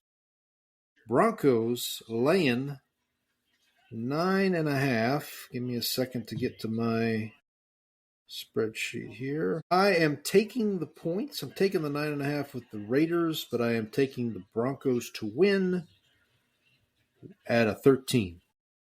All right, Broncos minus 9.5. Okay. And I have Broncos 10. All right. Sounds good. We're going across the pond again. This one's in Berlin, Germany. It's technically a home game for the Colts. It's Falcons at Colts, brought to you appropriately by George Kuntz. I had to find a German last name, because why not? The Colts are laying 5.5. I am taking Atlanta plus 5.5. Colts at a 7. Colts get the bounce back. Colts cover. Colts minus 5.5. Okay. Colts 11. Up next, we got the Saints at Panthers. This one brought to you by former first-round pick Mark Fields, former linebacker out of, I believe it was Washington State. One of my first early draft disappointments. I wanted them to draft Tyrone Wheatley that year, and they ended up drafting Mark Fields. Panthers are laying 5.5 at home. I'm laying the 5.5 with the Panthers. Got the Panthers at an 11. You know, I think if Rattler had been starting this game, I probably would have taken the Saints. But I'm going to take the Panthers. Panthers minus 5.5 and Panthers 8. All righty. Sounds good. Up next, we've got New York Giants at the Chicago Bears. Bears laying 3.5. Excuse me. This one brought to you by Dick Stallman. Excuse me. There's another name for you, Dick Stallman. Bears minus 3.5. I don't use he didn't use the urinals. He's a Stallman. He's a Stallman, yes. Oh man. I am taking Bears minus 3.5. Bears at a 9. Giants plus 3.5. Bears 7. Okay. Up next, we've got Seth Payne presents Jags at Texans. Local radio host Seth Payne. There you go. Oh, that's why I was like, why does that name sound familiar? But yeah, that's what it is. 16 radio. There you go. Texans the home favorite, laying a point. And I couldn't believe the Texans were favored in this game. Is Stroud playing? Do we know? Well, I haven't seen anything yet. Well, the Texans are laying a 1.5. I'm taking the 1.5 with the Jaguars, and I'm taking Jaguars at an 8. Okay, I will caveat this. I'm going to take Texans minus the 1.5 if Stroud plays. Okay. Gotcha. And I have Texans 4. Very good. All right, up next, we've got not Arnold, but Dick Palmer presents Bills at Dolphins. Dolphins are getting 8.5. I'm going to lay the 8.5 for the Bills, and I got Bills at a 14, which is the max for the week. All right, I will take Bills minus 8.5 and Bills 13. You know, this feels like it could also be a trap game though. If like you're coming off that high of beating Kansas City again, and then like now you have to go and face Miami, who sucks. Right. You never know. You said Bills minus 8.5, and you had Bills at a what? 13. I've been totally not writing down your picks here, so I'm going to have to go back and review. That's okay. Up next, Leroy Horde presents Ravens at Vikings. Vikings getting 4.5. I'm going Ravens minus 4.5. Ravens at a 10. Give me Vikings plus 4.5. Okay. Here you go, Paul. All right. Vikings won. There we go. I thought you might. That would be kind of Ravens-esque to like get a win. All right, Lamar's back. Everything's good. And then they go lose to the Vikings. All right. This next one brought to you by not Salt, but Pepper Johnson. Pepper Johnson? This is the Somebody's Got to Win game. Browns at Jets. A lot of draft implications here. Jets are actually favored. Jets laying 2.5. I will point out here that the Jets are favored on the ESPN game, but that line has flipped. I would imagine. At the books. I'm taking the Browns plus 2.5. Browns at a 3. Browns plus 2.5. Browns at Browns at a 6. All right. Up next, we'll move to the last 1 o'clock Eastern game. Patriots at Bucks. I would have had this one brought to you by Tom Brady, but the game's not on Fox. It's on CBS. So this one's going to be brought to you by Adrian Claiborne, Iowa Hawkeye legend. The Bucks are laying 2.5. This game is in Tampa. I'm going to lay the 2.5 of the Bucks, and I got Bucks at a 6. Patriots plus 2.5. All right. And Patriots 2. Sounds good. All right, up next. Now we're in the late window here. Red Bryant presents Cardinals at Seahawks. We'll see if Shaheed plays in this game for the Seahawks. Brissett obviously starting for the Cardinals. Seahawks are laying 6.5. I'm going to take Cardinals plus 6.5, and I'm taking Cardinals at a 1 because out of respect for our good friend Trying. Seahawks minus 6.5. Seahawks 12. I was about to say you're going to do, yeah. See, but now if the Seahawks somehow lose, I can say I did my part. It's not me because I picked. Hey, we figured it out. You're the one that has the curse on the Seahawks here. I've been able to pick them all year. I'm trying to help. You said Seahawks 12? Seahawks 12. No, yeah, Seahawks 12. Yeah, that's right. All right, another NFC West matchup here. Rams at 49ers. This one brought to you by Kermit Alexander Jr. Anywho,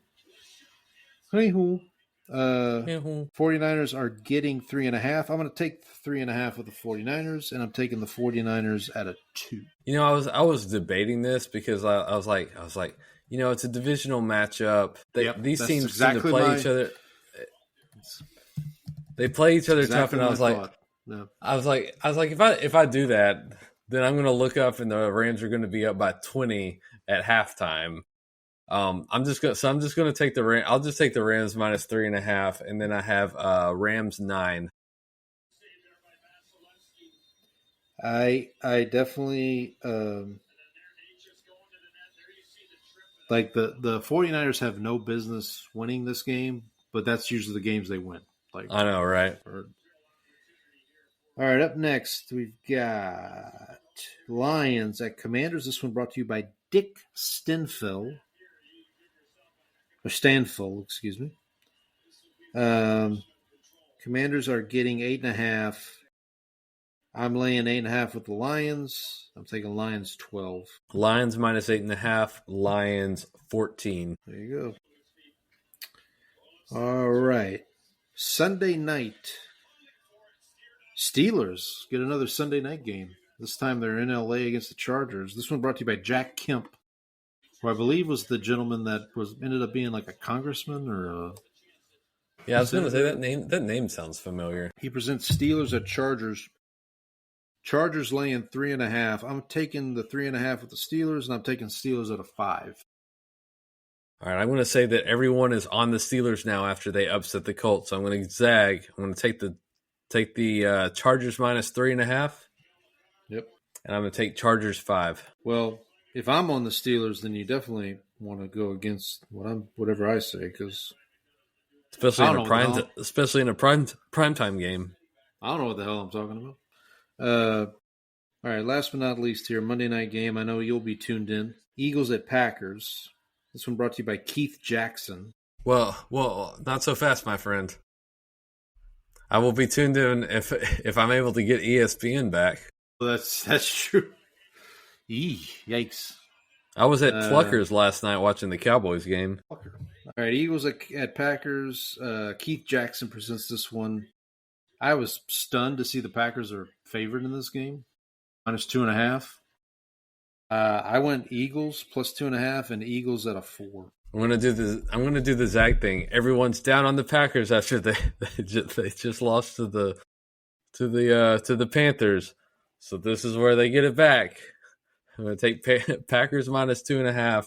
Packers 3. And we should mention your guy Micah did not get to play against the Eagles earlier this year as a Cowboy. So he'll have his chance this time. He'll have his chance this time.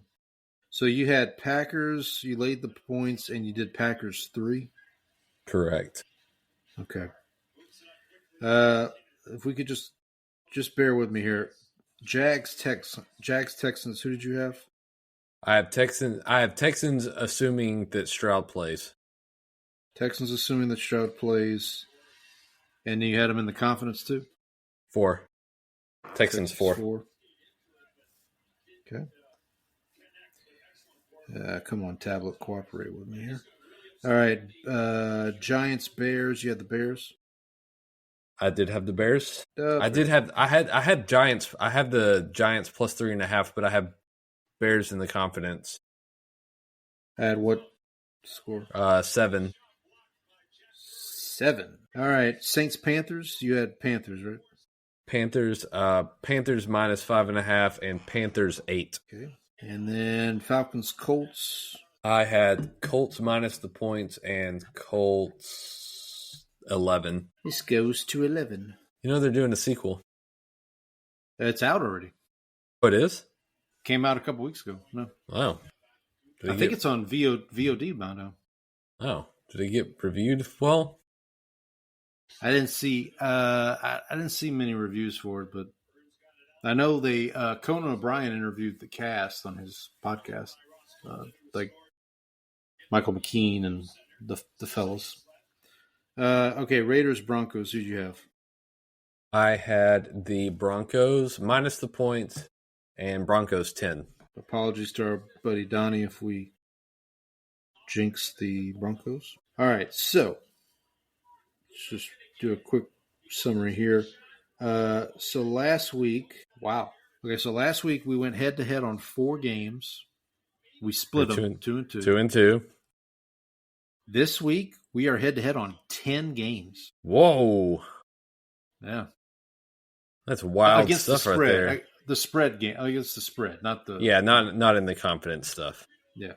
I just look at the spread games for that. Win-loss game. Let me update this real quick here. Just give me a second. Got to update the week. Week 9. So in week 9, I had 11 points. You got 7. I'm up 87 to 77 for the year. Whoa, what happened? I don't know. Must have been. Let me see here. I mean, we can always do an auditing if we need to, but well, I'll update my spreadsheet tomorrow, and that'll get me. Yeah, you confirm. But by my count, I'm up 87, 70. So let me see. I got Bills wins, Chiefs wins, Saints losses. Okay. Eagles wins, Broncos wins, Titans losses. So I've got the Saints and Titans losses. That'll help.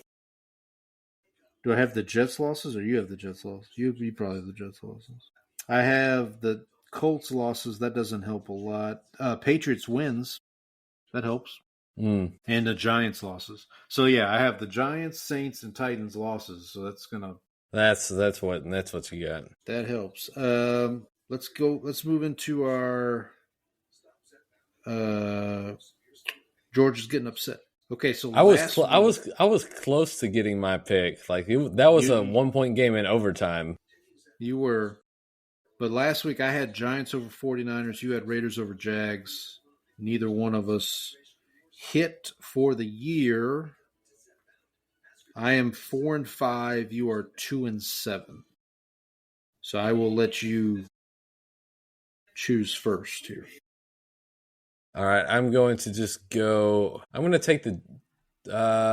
I'm debating between the Drake and the Vikings. I think I'm going to take the Drake here. I'm going to take Patriots over Bucks. Yeah, this is a pretty. I don't want to say an easy one, but yeah, that felt like one that makes sense. Yeah, I'm going to go Eagles over Packers. Okay. Because if nothing else, I jinx the Eagles for you. So. Exactly. That's a win-win situation for us. So yeah, that's what we call that's what we call it in the business, a win-win situation. All right, let's go to Jerry. Jerry, it's a lock. Okay, so last week you hit on your lock, right? Or no? Hang on. Who did I have?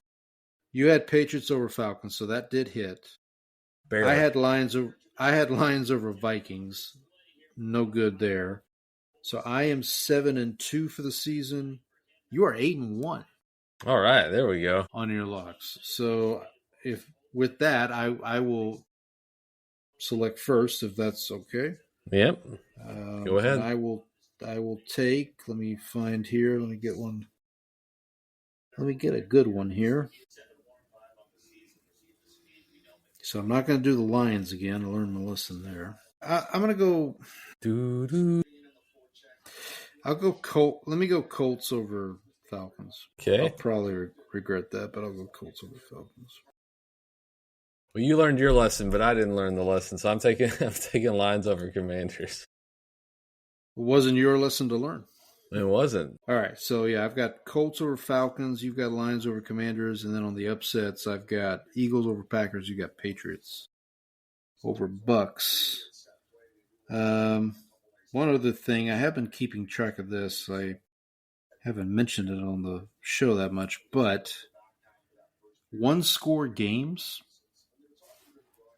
The Broncos 5-2 in one-score games. How about those Chiefs, though?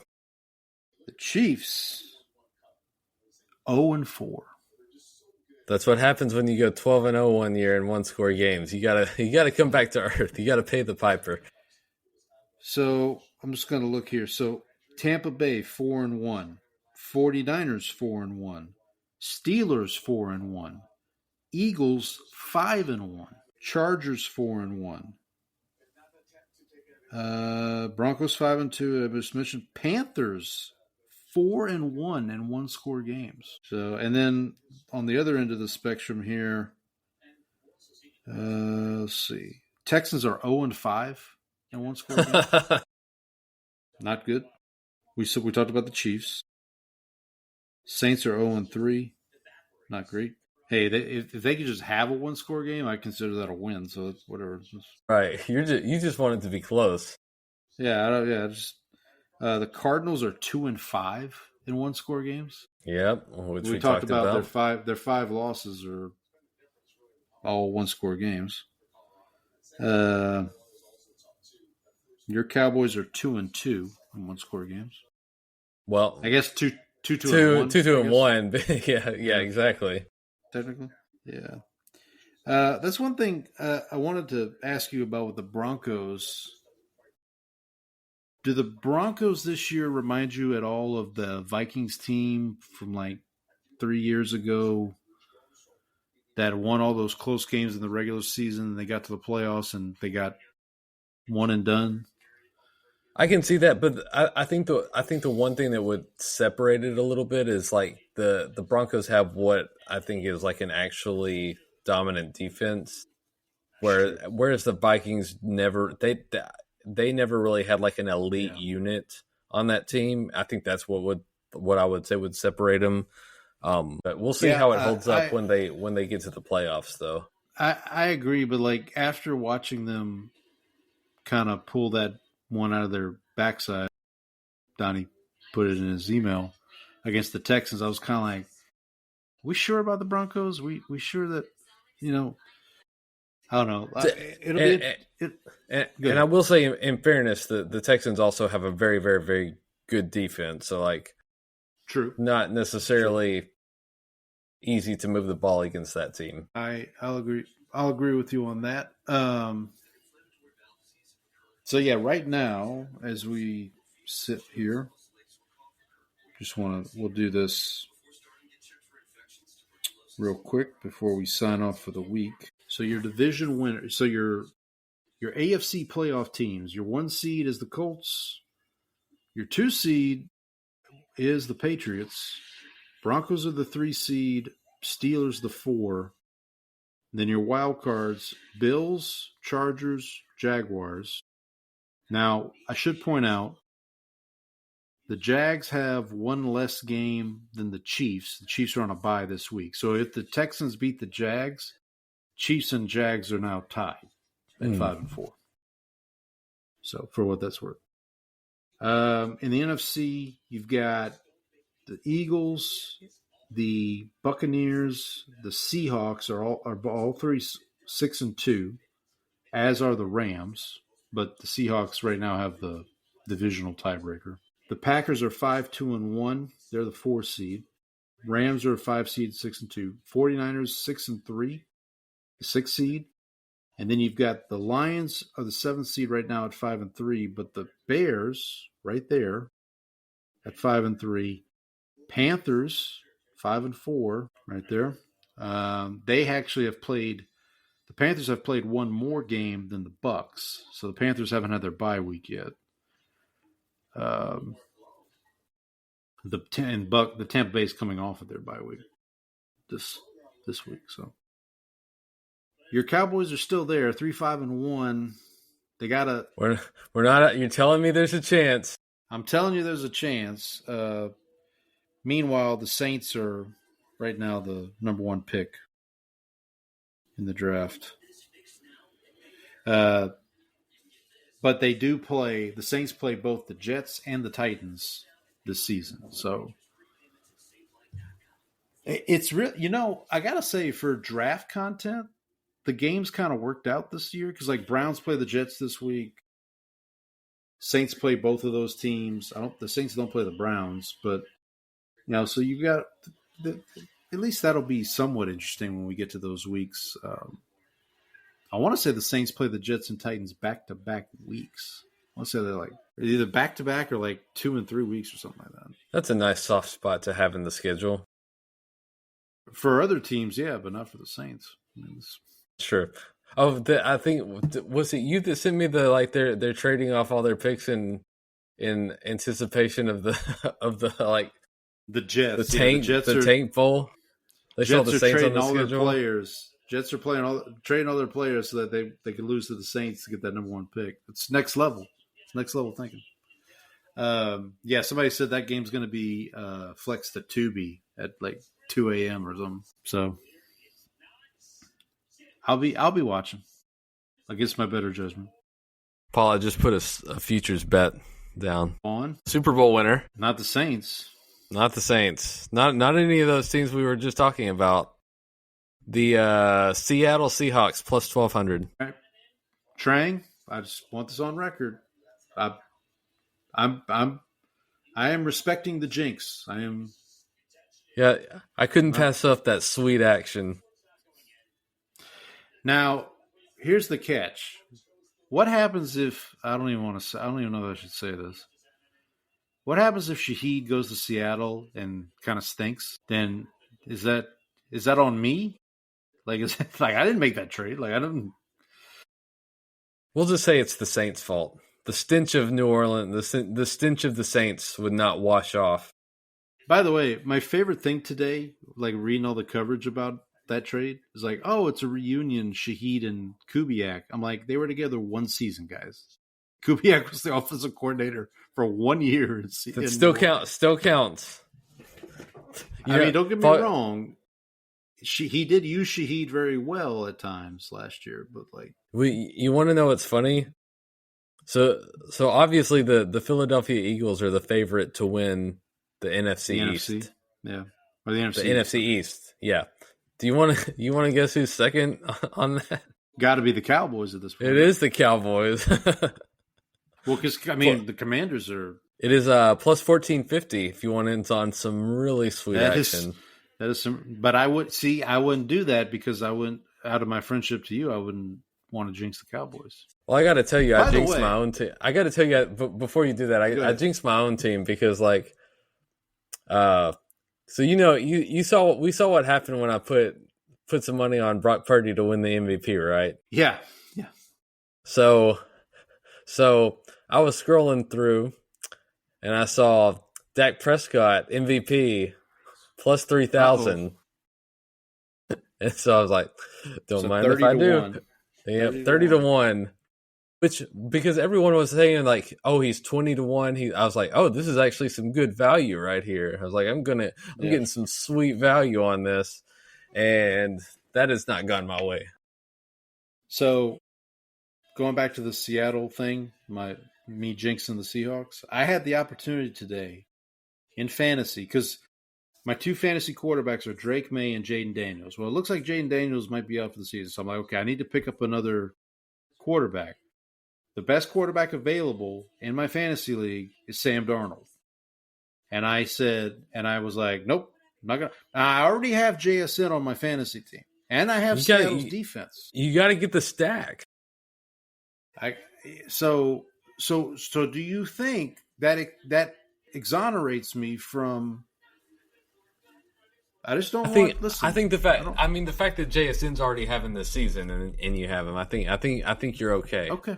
I mean, I still would have to put a claim in for somebody's probably already put a claim in for Darnold. So it's. Well, I will say that I was like I need a backup quarterback for this week when Dak's out. And do you want to know who the best quarterback to pick up in my league was? Ooh, I'm afraid to ask. Okay, let's take some guesses. Geno Smith? No, I actually cut Geno Smith. Oh, okay. Is it Tyler Shuck? Spencer Rattler? Well, it's not that bad. It's not that okay. Wait, hold on. Shots fired. Is it Russell Wilson? He's a mobile quarterback. He has a starting job right now. He has a starting job. Okay, so Jackson Dart, mobile quarterback, has a starting job. Mariota? Nope. He has had the starting job all season. Justin Fields? Justin Fields. I think if he runs a little bit, I'll be okay. Well, they play the Browns, and the Browns defense is no jokes. That's true. Good luck. And now they didn't trade Garrett. I was going to say they didn't trade Garrett Wilson. They traded defensive players, not offensive players. Right. So He's still got a wide receiver.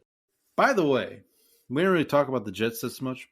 I have respect for what the Jets did today because now they have 2 first-round picks next year, 3 first-round picks in 2027. Like, got nothing but respect for what they're doing. How could they possibly screw this up? No, look. I get it. I get it. That'll take care of itself in 2 years. But like, you've got if you're living in the poorhouse and you got a Cadillac in the driveway, you're not going to sell your refrigerator. Right. Like, you got to, you know what I mean? Like, you got to like do what you got to do. And they also, I mean, Sauce Gardner now has a chance to potentially go to a Super Bowl. Quinnen Williams, who knows? Has the potential to potentially make the playoffs. I mean, you guys, The Cowboys, they're the masters of their own destiny. Not this week because they don't play, but like come back after the bye and you. I just need to get on a win streak. Just be average. Like I'm not asking you to be the Bronx. I'm not asking you to be the 85 Bears. I'm not even asking you to be like this year's Broncos or this year's Texans. Just be competent. Like, is that so hard? What if the Texans and Cowboys joined forces to form one Texas team? You had to see if they did that, like that team would be awesome. Like that team would be a Super Bowl favorite. You'd have your receivers would be George Pickens, CeeDee Lamb, and Nico Collins. See, there we go. It's ridiculous. And our defense would be the Texans' defense. Right, would be the Texans' defense. With maybe you throw in Kenny Clark or Quinnen Williams. Ezraku's actually starting to like. That's right. It's getting to the point where people are like posting Ezraku on like graphs and like the pass rush win rate, and it's like, and they're like, oh, this guy fell to the second round. How did that happen? Basically. All right. Well, we'll keep an eye on all that going into next week. Hope everybody has a good week. Hope everybody had a good Halloween. Until next week, happy football, everybody.